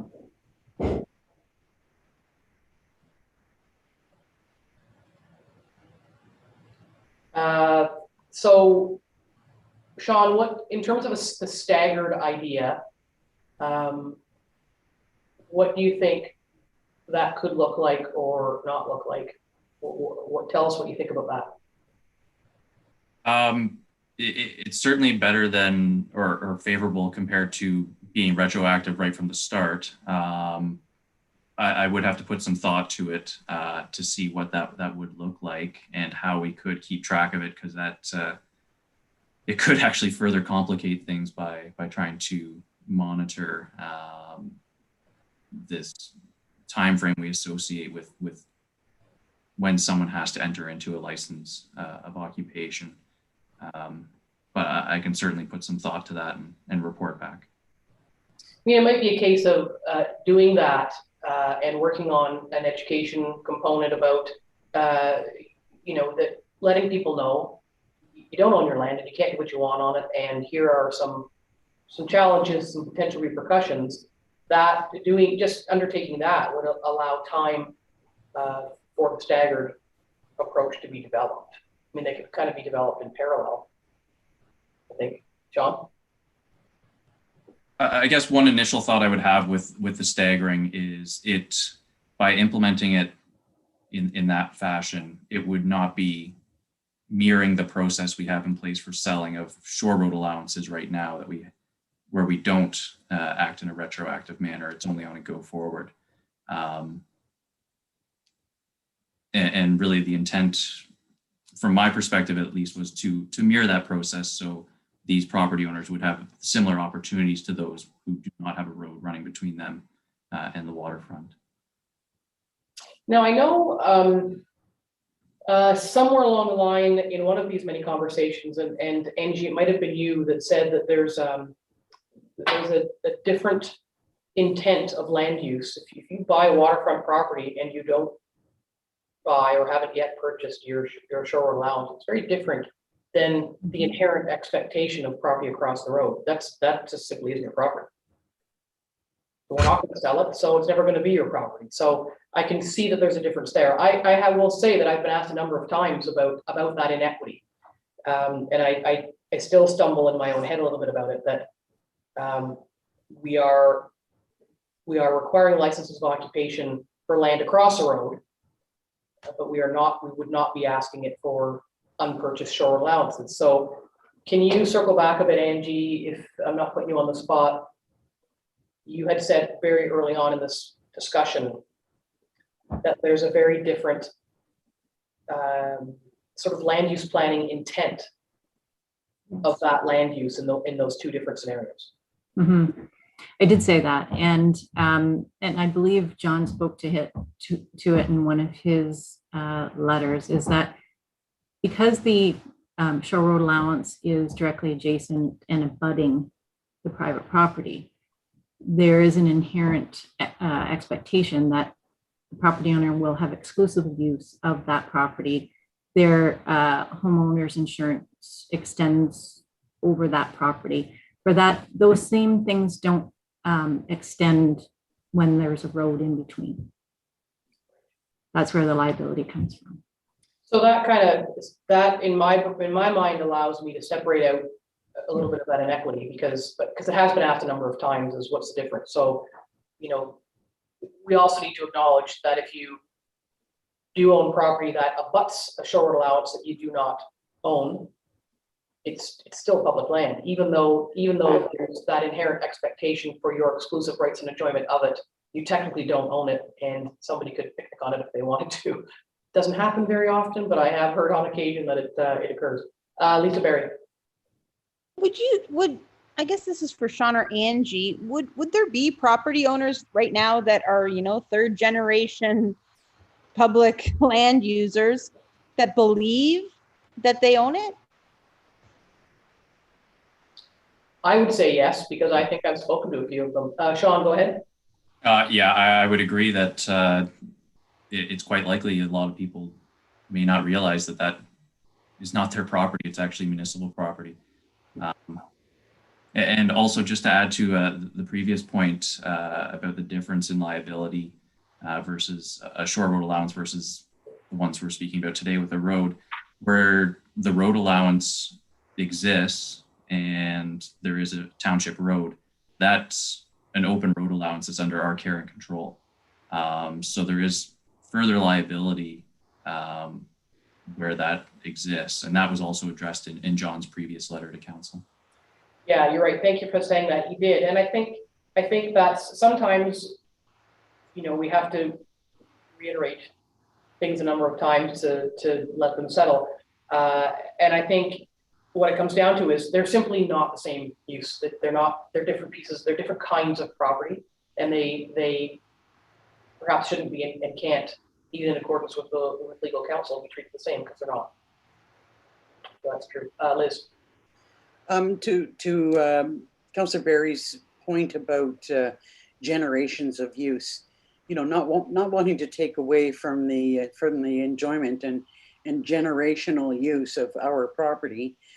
That's, to me, that argument is like, I don't know how many applications we have come to the Committee of Adjustment who justify what they want to do by saying, our family has been here for generations, therefore I should be able to do this. And it doesn't, I'm sorry, but we appreciate that you've been with us for that length of time, but it doesn't apply. It doesn't give you the right to go against the rules. Yeah, and I do know that the last time that we talked about this a number of years ago, I did hear from a person who said, was quite upset. What do you mean it's not? What do you mean it's not our land? We've been looking after it for generations, and we've planted trees, and there's a piece of grass there, and we mow it. I mean, my only answer was thanks. I mean, I didn't know what to say, because it cannot be our responsibility that people don't know what they do and don't own. I've had exactly the same kind of conversations. And when that the person thought that they should be able to do whatever they want on that shore road allowance. And my response was, okay, I live on Highway 35 and I found a lovely little spot on Halls Lake, and I'm going to put in a dock. Is that okay? And the answer was no. What's the difference? Mm-hmm. I think that's going to be part of the slow and potentially painful education processes. Change is difficult. Land use planning changes over time. There are things that are not allowed now that were allowed 5, 10, 15, 60 years ago. That's how it works. Things change, and sometimes the change is tough to accept. Lisa Berry. I do think that if the average person thinks that they do own it, it just echoes the definite importance of public education. And I also think, letting people know that the license of occupation would be on title and would sort of keep that, for generations is an initiative. And I think the more that we can frame it as an initiative, the more people will be supportive. And I think the longer, that they have to sort of filtrate this change or clean up, the better. Yeah, fair enough. Councillor Dayu. And using that as a perfect segue, Sean and I had the conversation just yesterday about how perhaps in the policy where it says the license of occupation lasts for 10 years, maybe we could put a little bit more language into what happens thereafter, so that people know that you don't have to go through this whole rigmarole again. There is a small process to keep it going, but just to clarify for folks what that might look like. Yeah, I think you make a really good point, which I was excited, because we could say, hey, in our potentially soon to be incoming communications coordinator could work on this. This is the ideal kind of project to craft the language in the appropriate voice with the the explanations, all of that, and to all of your points, the reasons why and what it would look like, how it works, what happens when, if this then that. We have an opportunity to really explain it well. So that then my next question is, so council, yes, wants to go in this direction. I'm hearing yes to sort of the education, the consideration of some fines for current on-land transgressions in order to, this is going to be a terribly misquoted phrase, but herd people toward compliance, encourage people to move toward the direction that we're seeking, and then to look at what a staggered approach might look like, knowing full well that this is still a really big job. So we start with go forward, look at the staggered approach for retro, and embark on an education campaign that advises people what it is we've decided to do and the reasons why and how they can fit into the process going forward. Would that be a summary of what everyone has said today? Seeing nods. Jen, go ahead. Yeah, and knowing that I'm getting into the weeds a tiny bit here, when we do begin that education campaign, I'd really like to see a good focus on lake health. I appreciate that the shoreline preservation bylaw has not yet been passed at county. It's still in development at county. But the fact remains, we are the property owners here.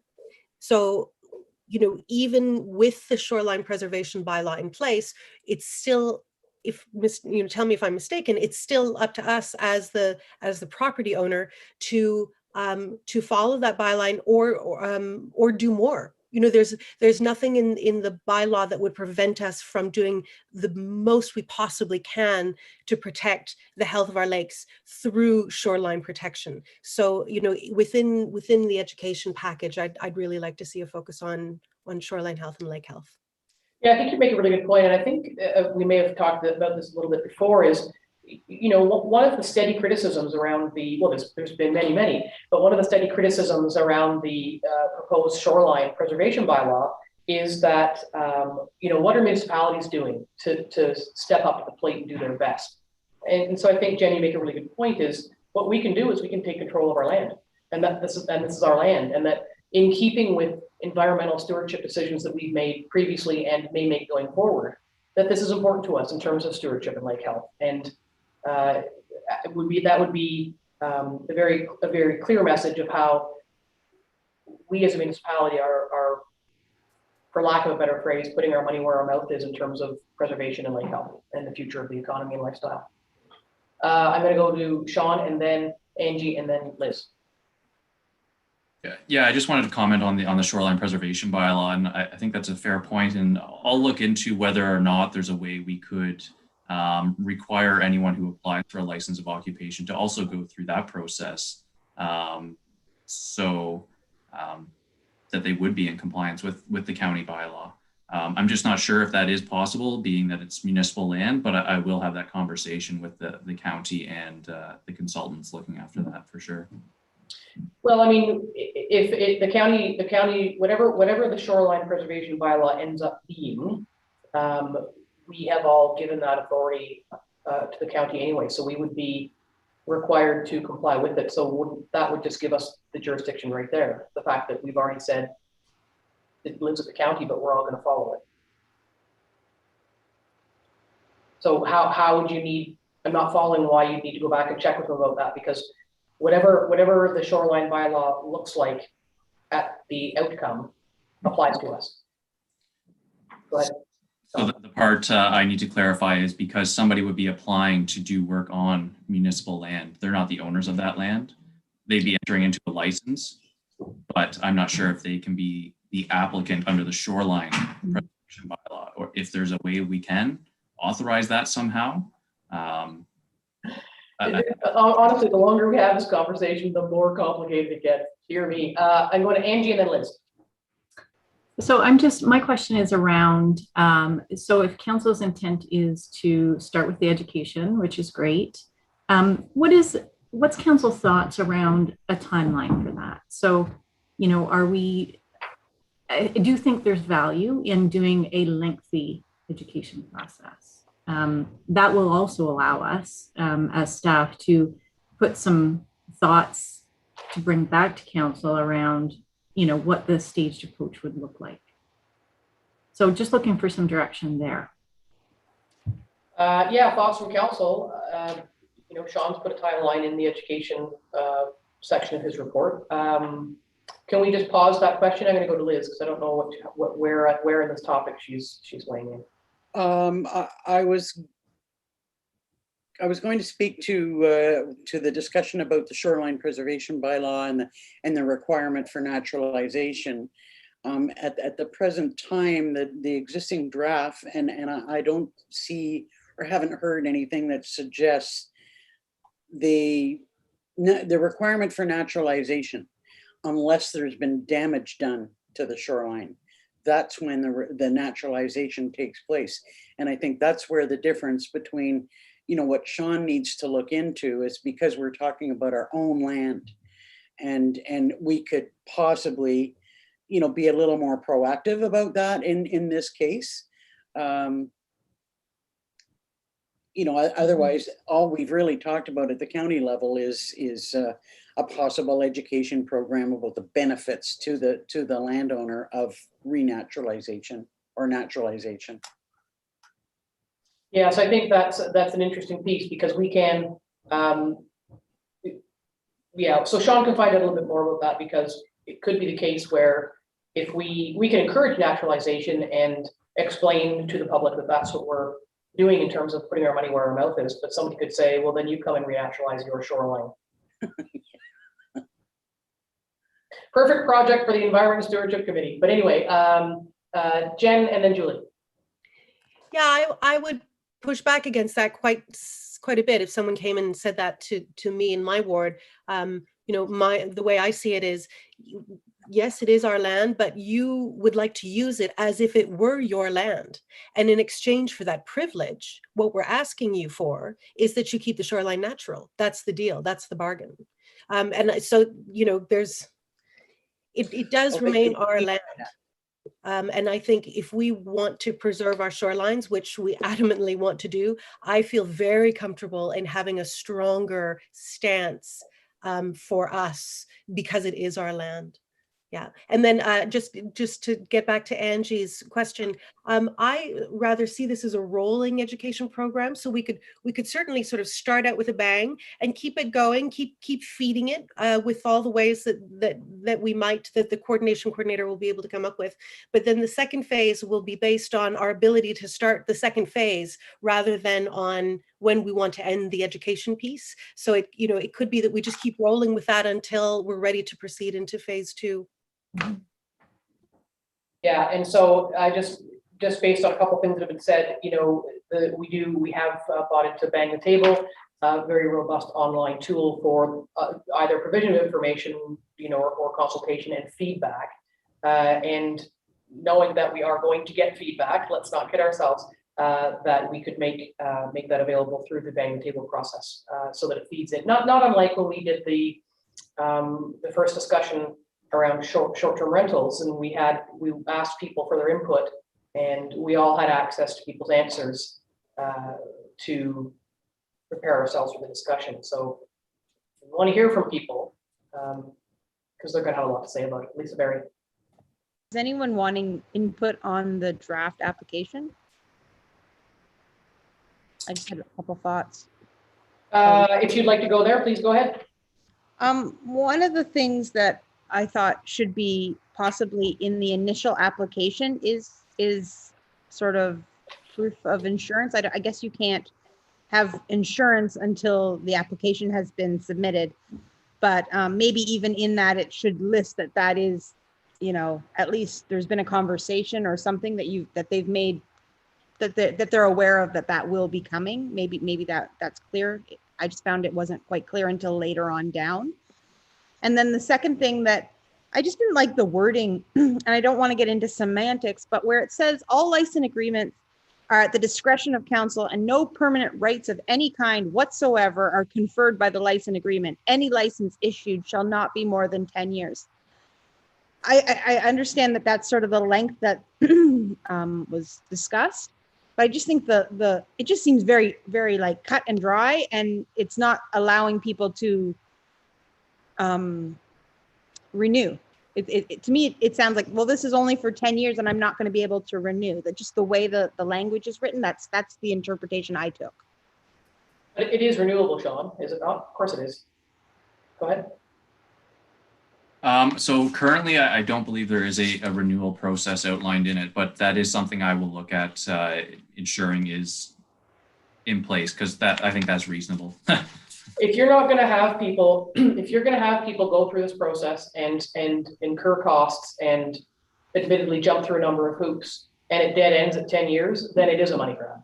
Yeah. And that's not our intent. Our intent is to, I believe last meeting we talked about having a renewal fee, a nominal renewal fee, because the work's already been done. So in our continued attempts to show folks that there are good and legitimate reasons for doing this, and it's not so we can line the coffers with gold, because we're certainly not going to do that by any stretch. Then there has to be, as has been mentioned by members of council, consideration of the financial impact. To wit, it would seem to me that a renewal would be at the end of the 10 years and would be nominal, because just based on proof of the requirements continuing. So I mean, I think that needs to be considered as well. Liz? Not only renewal for anyone who's got a license of occupation, but I think that we have to be able to make it transferable as well. And I know that there was something at one point that was being suggested that it not be renewable. Yeah, we talked about transferable, not renewable. I just wanted to make a point too about the money grab. It's the easy thing for people to say, "Well, that's just the township and they're another money grab." This is not a money grab. We are not making any money. The only money, from my understanding of what's being proposed, is the costs associated with the process. It's not going to line our coffers in any way, shape, or form. And hopefully we can make that point, because people are so quick to say it's just another money grab. And that is not what it is. I mean, in fact, it's trying to save the taxpayer from having to deal with some, astronomical lawsuit that may or may not happen at some point in the future, which would be a lot more than anything we're talking about here. That's true. That's true. Lisa, and then Angie. I don't know how this is going to go, but well, give it your best shot. We're wide open today, so you go right ahead. I think we've talked about the cost. It has to be recoverable. I do wonder if starting out, we consider possibly not having an annual renewal fee. Maybe the annual agreement has to be upgraded. Like every year they have to show they have proof of insurance, but maybe for the first 5 years, there isn't an annual fee. And then after 5 years, we'll reevaluate that. I'm trying to find initiatives to have people supportive. And this is just one of the ideas I have written and keeps me awake at night. Don't kid yourself. No one's going to support this. I know. Tough decisions. I mean, if you planning for the community's future isn't paved with flowers and sunshine. Well, and it's not something we can budget for either, because that isn't fair to the township as a whole. It's only to the property owner. So I am going to get myself in trouble here. I'm not aware that there is an annual renewal fee. It's not an annual renewal fee, is it, Sean? I didn't see that anywhere. Thought I saw $100 somewhere. There is a renewal fee, I believe, or an annual fee. January 1st, each year thereafter. So, if someone has done the work at the front end to enter into this license of occupation, and they've incurred the costs to do so, and they've paid fee to have the license, what are they getting from us in an annual renewal? Why would we charge someone $100 every year to renew this? Because that kind of feels like a money grab. Sean kind of had his hand up, and Liz does. You're both kind of doing this, so I'm going to go to Sean and then Liz. I think the intent was really just to make sure that they provide proof of insurance on an ongoing basis, as well as updates. I believe there's a requirement to submit photos of the area that's being used, just so we can sort of keep tabs on an ongoing basis to make sure there's no significant changes to that and it's still in compliance with that license. Liz? Yeah, I was just going to say what John said. Okay. That if there's a requirement to show proof of insurance, there is a cost associated with that, and you know, a filing and just you know, it's a matter of checking each property and putting on file photographs and ensuring that there is insurance remaining in place. Like I don't disagree with trying to find a way to do this in a more cost-effective way for the applicants. I really do. I mean, you heard me say a number of times, why do we have to have a survey of, you know, we're not selling the land. We need to know what's there, and that nothing else has been built. I still struggle with the cost of a survey. Yeah, surveys aren't cheap. Julie? I'm pretty sure that on an insurance policy, when they do list the township as being part of, that if the insurance is canceled, we will be notified. So I can't see the point of them having to supply their insurance every year when that's just an automatic. Yeah, so I think that's a really good point. I mean, everybody is concerned about the costs, because this is no small undertaking for us or for individual property owners. And I think any effort we can make to reduce the ongoing costs would be appreciated in the face of the whole situation. So if Julie's right and the township would be notified, of course there's work attached to that. So if the township is notified that insurance has lapsed by being insured on such and such a property, there's still work that has to happen, administrative work to follow up on that. Anyway, Sean. Just with respect to the renewal fee, I think really the intent there was just, it was a minor fee, so staff can keep an ongoing annual sort of review of each of these licenses, just to make sure that they're still in compliance. It is fairly standard with these license of occupation agreements that there is some sort of annual renewal fee, but it's completely at council's discretion if you wish to reduce that or do away with it entirely. What would happen? I'm going to play devil's advocate here, and we're going to speculate on something that we shouldn't be speculating on. But I think Liz mentioned this in one of our previous conversations. Somebody might say, "Well, I hardly ever go down there, and I'm not going to get involved, and I'm going to pull out my dock or whatever it is they do." And then they go and use it and get hurt and sue the township. So are we potentially creating a worse situation for someone who digs their heels in and says, "I'm not going to play your game, but I'm still going to use it. I go down there on foot because it's public land." So it remains the concern, as it does remain in our care and control. And you know, are we setting ourselves up that way? And I don't know if we have the answer to that question. Sean? If we have a policy in place and the property owner willingly chooses to not follow the policy, then we would take appropriate action to remedy that, either through the removal of the structure or insisting on they enter into some sort of agreement through our legal team. Right. Okay. Okay. Have we gone around enough? Have we landed somewhere that that satisfies everybody thus far? Madam CAO. I just want to get clarification on the transfer again, because I know I talked about this at the last meeting, and it was the Lake of Bays policy that showed that the transfer from one owner to another had to be done through a new agreement. And I really, really feel very strongly that that has to be the case. I don't think it needs to happen with the same owner each year. Obviously, it just renews over and over throughout the 10 years. But if there's an ownership change, I really feel strongly that the agreement has to be with the current owner. As opposed to on the land. Yes. So we did talk about that, and I have some scribbly notes from our last discussion on that. So can you talk a little bit more about that? So I sell my property to you and I have license and it leaves with me and you as the new property owner have to reapply and do the full thing all over again? Full freight. I mean, the survey is already done.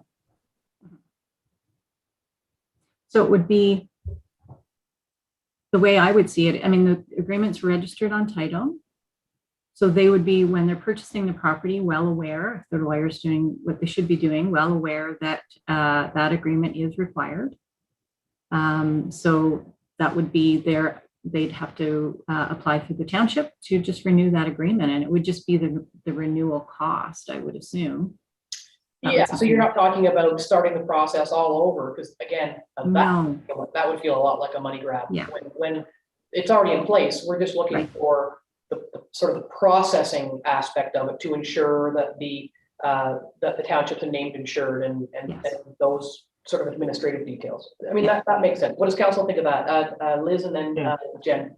When I brought up the issue of it being transferable, I didn't necessarily mean that would be an automatic thing, but I understood from maybe one of the original reports that it would be non-transferable. I do understand though that there would be a process associated with that because it is registered on title. So there would have to be a legal process and a new agreement put in place, but it would not necessarily necessitate things like a survey. It should be like a little bit easier or less onerous. The second time around. Pretty simple. Yeah, I'm just gonna go up to Sean because you might have something in response, and then Jen, I'll come back to you. Yeah, and I can ensure that the policy does have a simple, similar process to the renewal where it's transferred. But there does need to be some sort of process because the owner of the property is entering into an agreement and the names of those owners are contained in that agreement. So we would need to re-register that on title. So that there would be some cost associated with that. But we can certainly ensure that it's a more streamlined process versus starting from scratch, which by having the survey done, I think that would be the biggest stumbling block for an applicant, and that's already completed. So it would just be a matter of having the agreement approved by council and registered again on title. Okay, Jen and then Lisa. Yeah, I might be 3 lines ahead the way I was earlier today, but I thought that's where we had landed last time we discussed this. That would be the simplified transfer process would be what we did. So yeah, I thought that was already in the bag. I believe you are correct. Yeah, and Lisa Berry. I could be wrong, but I did seem to go through this several times. I do not see anywhere in the draft of a survey. I see a detailed sketch, I see photographs, but I did not see a survey, and I was sort of supportive that had been removed. Sean? I'm sorry, I'll have to clarify where that is found in the agreement. That was certainly the intent to have a survey completed. If that was not contained in this current draft, I apologize, and that would have been an oversight, but I'll have to confirm that. Yeah, because we've been talking about it since the beginning, so we just need to make sure that those things connect up. If you can, just make a note of that. Liz? Well, if it was an oversight, it was one that I liked. Well, the problem is though, is not unlike selling shore road allowances, is how do you know what the limits of license are if you don't know the limits of the land? But we're not selling it. No, I know, but we're licensing the use of it, so you still have to know what its boundaries are. I see Julie Shortbeat's hand in the air. The survey is on it under Sean's report. It says under option 1, probably the first page. It's just not in the draft. Okay. Yeah, it's not in the application process yet. So yeah, it's there, but it's just not in. It's maybe not right. So Sean will take care of that. Angie. I do think it is, and I know council's been talking about it, but I do think it is important that we continue on with that option because I mean, as we've seen many times, that the lot line extensions can look very different than what's perceived. So I do think that's really important. Yeah. I feel much better about this topic now than when we started the conversation. We have been talking about it for an hour and 15, and would ask council if they feel that we've landed at a good enough place to wrap up this conversation, leave it with Sean to come back. And there needs to be some conversation too around that education piece. And I think I certainly noted down a number of things councillors have mentioned that need to be in there that lay the groundwork for the reasons behind the whole program. So do we think we are okay to let staff carry it from here and circle back once again? Jen? Yeah, indeed. I think I'm feeling very good about all of this. I'm looking forward to hearing what staff think about either a staggered approach or a grace period approach based on the logistics of making that happen. And then I do think there is still a bit of a resolution ahead of us regarding what happens if people don't sign up for this. So you cringe at the idea of a fine. I'm not sure, but there's got to be some reason why people are going to have to giddy up and get her done at a certain stage rather than just be completely lax about that. So I'll look forward to more thoughts on those two topics. But yeah, I think we're circling the horses and we're gonna land this. Mm-hmm. Sean, final word from you. Yeah, sorry, I just did a search on the draft policy. So the only requirement for a survey was for the applicant's actual property, not the land across the road, which I'll make the change because it does need to include both. Yeah, and I think the CAO is right that, you know, as people and things and times are changing, projected lot lines or people's understanding of what is theirs and what isn't is getting to be a bigger issue for us. Any final thoughts before we just wrap up and finish up the rest of the meeting? Okay, thank you for that. And I've got some, I know that staff took some notes, so did I, and maybe others did too. So we'll make sure that those get circulated back into the whole process. So thank you for that conversation. And I would look to a mover and a seconder to receive the next iteration of this report. Deputy Mayor Danielson and Councillor Shortweed. Moved by Deputy Mayor Danielson, second by Councillor Shortreed. Be it resolved, the council acknowledge receipt of planning report PL 5321 submitted by Sean O'Callaghan dated July 15th, 2021 regarding shoreline use across the Township Road, and further that council directs staff to bring back further information for council consideration. All in favor? That's carried. Thanks. Thanks, everybody. Next up for you, Sean, is the Shore Road closing application, which has become a bit complicated for Warburton Holland. Yes, this was an application to close the Shore Road allowance in front of a property on Halls Lake. When the bylaw was advertised and circulated to the adjacent landowners, one of the adjacent landowners raised concerns with the property line and its location and disputed a 10-foot portion of that.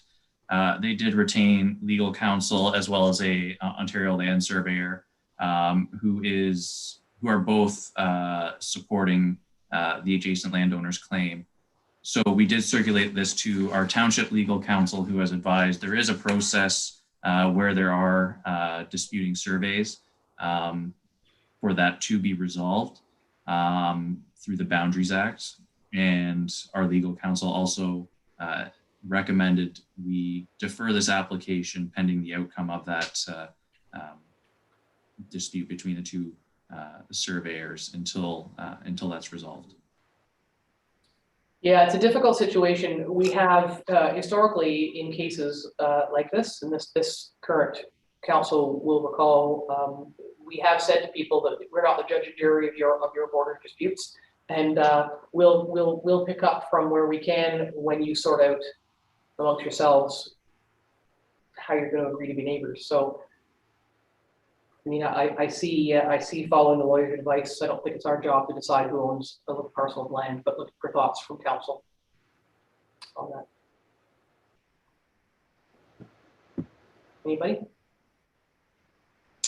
Okay, then the lawyer's advice is to advise the property owners of that advice, and we'll pick it up when they get that sorted out. So may I have a mover and a seconder to receive this report and follow the lawyer's advice. Councillor Barry and Councillor Shortreed. Moved by Councillor Barry, second by Councillor Shortreed, be it resolved, Council College proceeded report PL 5121 regarding the proposed Shore Road allowance closing fronting property located at Permit Lot 15, Concession A, Geographic Township of Stanhope, Warburton, Holly, Falls Lake, submitted by Sean Callahan and dated July 15th, 2021. And the council defer the application until such time that resolution to the disputed property boundary is resolved to the satisfaction of the township. All in favor? Carried, thank you. External boards, I don't think there's very much. Community safety and well-being plan, the consultants are still working on setting up some of those meetings. The advisory table has been selected, and there's a meeting coming up in a few weeks, so I can keep you posted on that. Library board, Liz, I don't know if there's anything that we need to talk about there. Just that the library is gradually reopening to the public, and you know, more and more things are becoming available. I think there are still a few restrictions, but things are going well there, especially at all the main branches. Anything from you on Ewan? I'm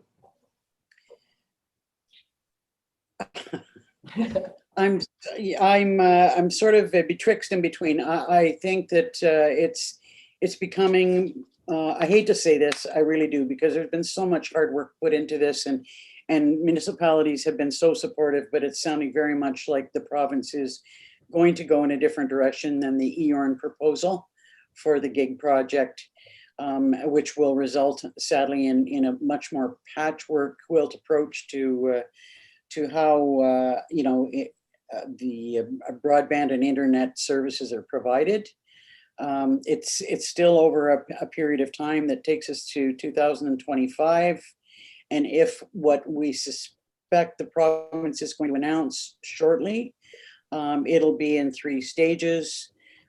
First with fiber, then with wireless, and then looking at other alternate solutions beyond that, for very difficult areas. But it's a bit too soon to be really saying that it's off the table completely. And it's really tough because EORN has done such a good job and so much work, and their proposal I truly believe is the best approach to take. We have to be supportive of the fact that the province is putting an awful lot of money. I think it was $3.2 billion into broadband services across Ontario. So it's a fine balance of just advocating for Eastern Ontario, making sure that we get our fair share of the service, and that rural Ontario is not forgotten. Yeah, and so there's a commitment to continue to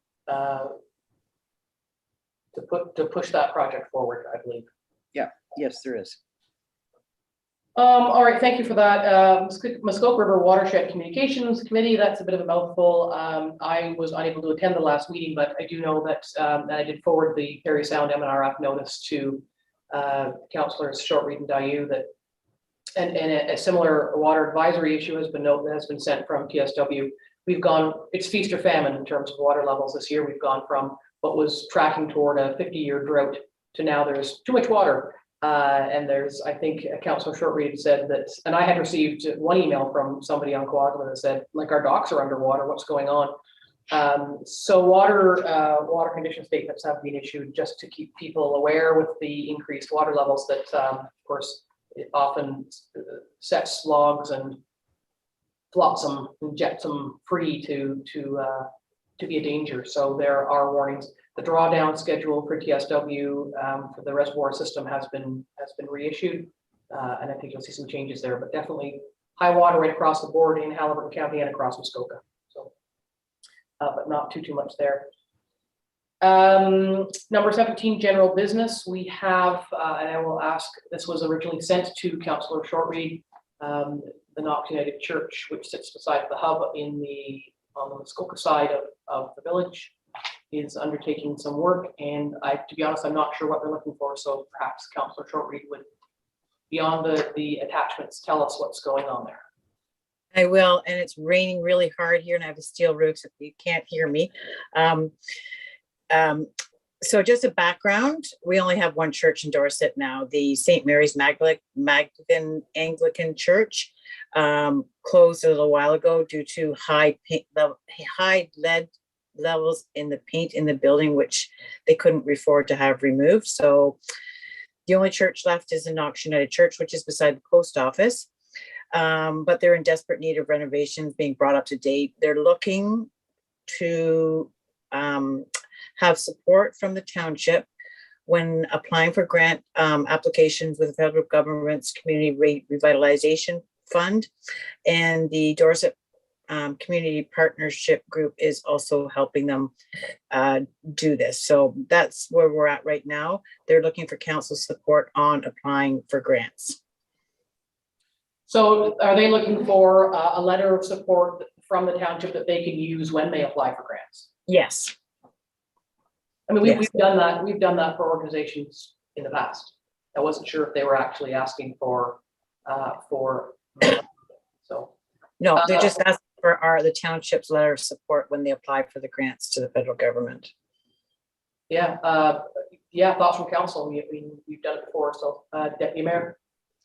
Yeah, I wonder if they would also be looking to, I mean, there's an awful lot of good things that they do and services that they provide. They might look to community futures in Lake of Bays to see if there's any funding available there as well as you know, other provincial or federal grants.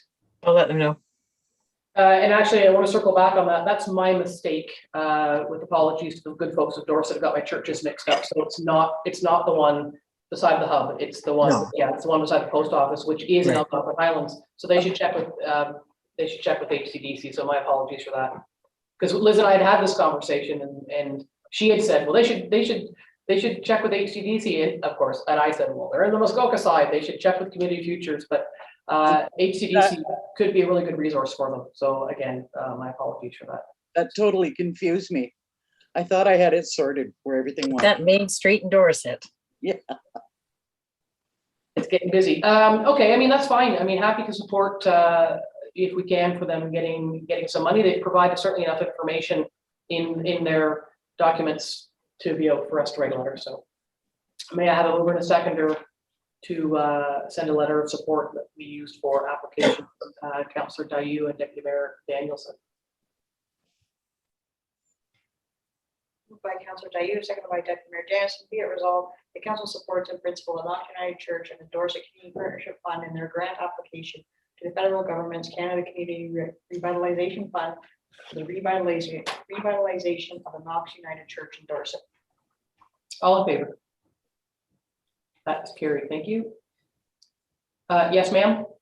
I just wonder if I could make a point about, you know, looking at the number of things that the church group does do. It appears that there is some overlap with some of the things that we do. And I think that maybe there could be a little bit of better communication and coordination about, you know, I think that why it's kind of a difficult moment to be talking about this because the Dorset Rec Center isn't actually open, but for future purposes, you know, there is some overlap and maybe there can be some coordination or cooperation about events. In terms of an alternate location to hold some of them. Well, or to, yeah, I mean, if both facilities are open and operating, that there not be two book clubs and two, you know, two groups that are the same meeting. I could see maybe that the church might be a nice place for a music performance. I don't know that we've ever done that in the community hall, but it's just like we're doing some of the same things. And I just see that there's some area for cooperation, working together. Yeah, I think, we would hope that, if the church was, if any organization was putting on an event in a venue that proved too small for them, or they could make more money in a bigger venue, that they would look to municipal facilities. Oh, I'm sorry, where are we on that resolution? Or we finished that resolution, did we? Yeah, Okay. fantastic. We did, carried. Correspondence, did anything come forward? No. May I have a mover and a seconder to receive the correspondence listing? Councillor Shortreed, Deputy Mayor Danielson. Moved by Councillor Shortreed, second by Deputy Mayor Danielson, be it resolved, council received the correspondence listing for the period of June 10th, 2021 to July 7th, 2021 for information. All in favor? It's carried, thank you. No closed session. May I have a mover and a seconder to receive the bylaws, and we'll have to have a rest while the clerk reads this long list of bylaws, thanks to Mr. O'Callaghan. Councillor Sperry and Shortreed.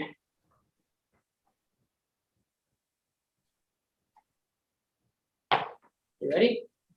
Moved by Councillor Barry, second by Councillor Shortreed, be it resolved, the following bylaws be received and read a first time, considered read a second and third time, and finally passed with the corporate seal affixed. Bylaw 2021-64 to adopt an integrated accessibility policy. Bylaw 2021-65 to stop, up, close, and convey part of the original shore road allowance fronting of lot 20, concession 10, geographic township of Stanhope, Little Hawk Lake, Sloss. Bylaw 2021-66 to stop, up, close, and convey part of the original shore road allowance in front of lot 25, concession 5, geographic township of Stanhope, Maple Lake, Bennett. Bylaw 2021-67 to stop, close, up, and convey part of the original shore road allowance in front of lot 13, concession 10, geographic township of Stanhope, Halls Lake, Carlin. Bylaw 2021-68 to stop, up, close, and convey part of the original shore road allowance in front of lot 2, concession 8, geographic township of Stanhope, Crushog Lake, Johnston. Bylaw 2021-69 to stop, close, and convey part of the original shore road allowance in front of lots 24 and 25, concession 2, geographic township of McClintock, Bottom Lake, Eckler. Bylaw 2021-70 to stop, up, close, and convey part of the original shore road allowance in front of lots 1 and 2, concession 7, geographic township of Livingston, Fletcher Lake, Quinn. Bylaw 2021-71 to stop, close, and convey part of lots 26 and 27, designated as Lake Shore Road allowance on summer resort location, and part of the original shore road allowance fronting lots 26 and 27, concession 13, geographic township of Sherburne, Wagamama Lake, McPherson Slack. Bylaw 2021-72 to stop, up, close, and convey to the abutting property owners part of the original shore road allowance in front of lot 2, concession 2, geographic township of McClintock, Top Lake, Ellerington. Bylaw 2021-74 to authorize the mayor and clerk to execute the consent agreement between the corporation of the township of Algonquin Highlands and 2697507 Ontario Inc. Bylaw 2021-75 to establish and regulate the township of Algonquin Highlands Fire Department. Bylaw 2021-76 to authorize the mayor and clerk to execute a consent agreement between the corporation of the township of Algonquin Highlands and the estate of Ronald and Harriet Eckler. Bylaw 2021-77 to authorize the mayor and clerk to execute a merger agreement between the corporation of the township of Algonquin Highlands and Kenneth and Karen Carlin. Bylaw 2021-78 to authorize the mayor and clerk to execute an agreement between the corporation of the township of Algonquin Highlands and Ivy for the installation of one dual port charging station. Bylaw 2021-79 to authorize the mayor and clerk to sign a funding agreement between the corporation of the township of Algonquin Highlands and Her Majesty the Queen and Right of Ontario, is represented by the Minister of Natural Resources and Forestry with respect to the Stewardship Youth Ranger Program. All in favor? That is carried, thank you. May I have a mover and a seconder for the confirmatory bylaw? Councillor Dayu and Councillor Barry.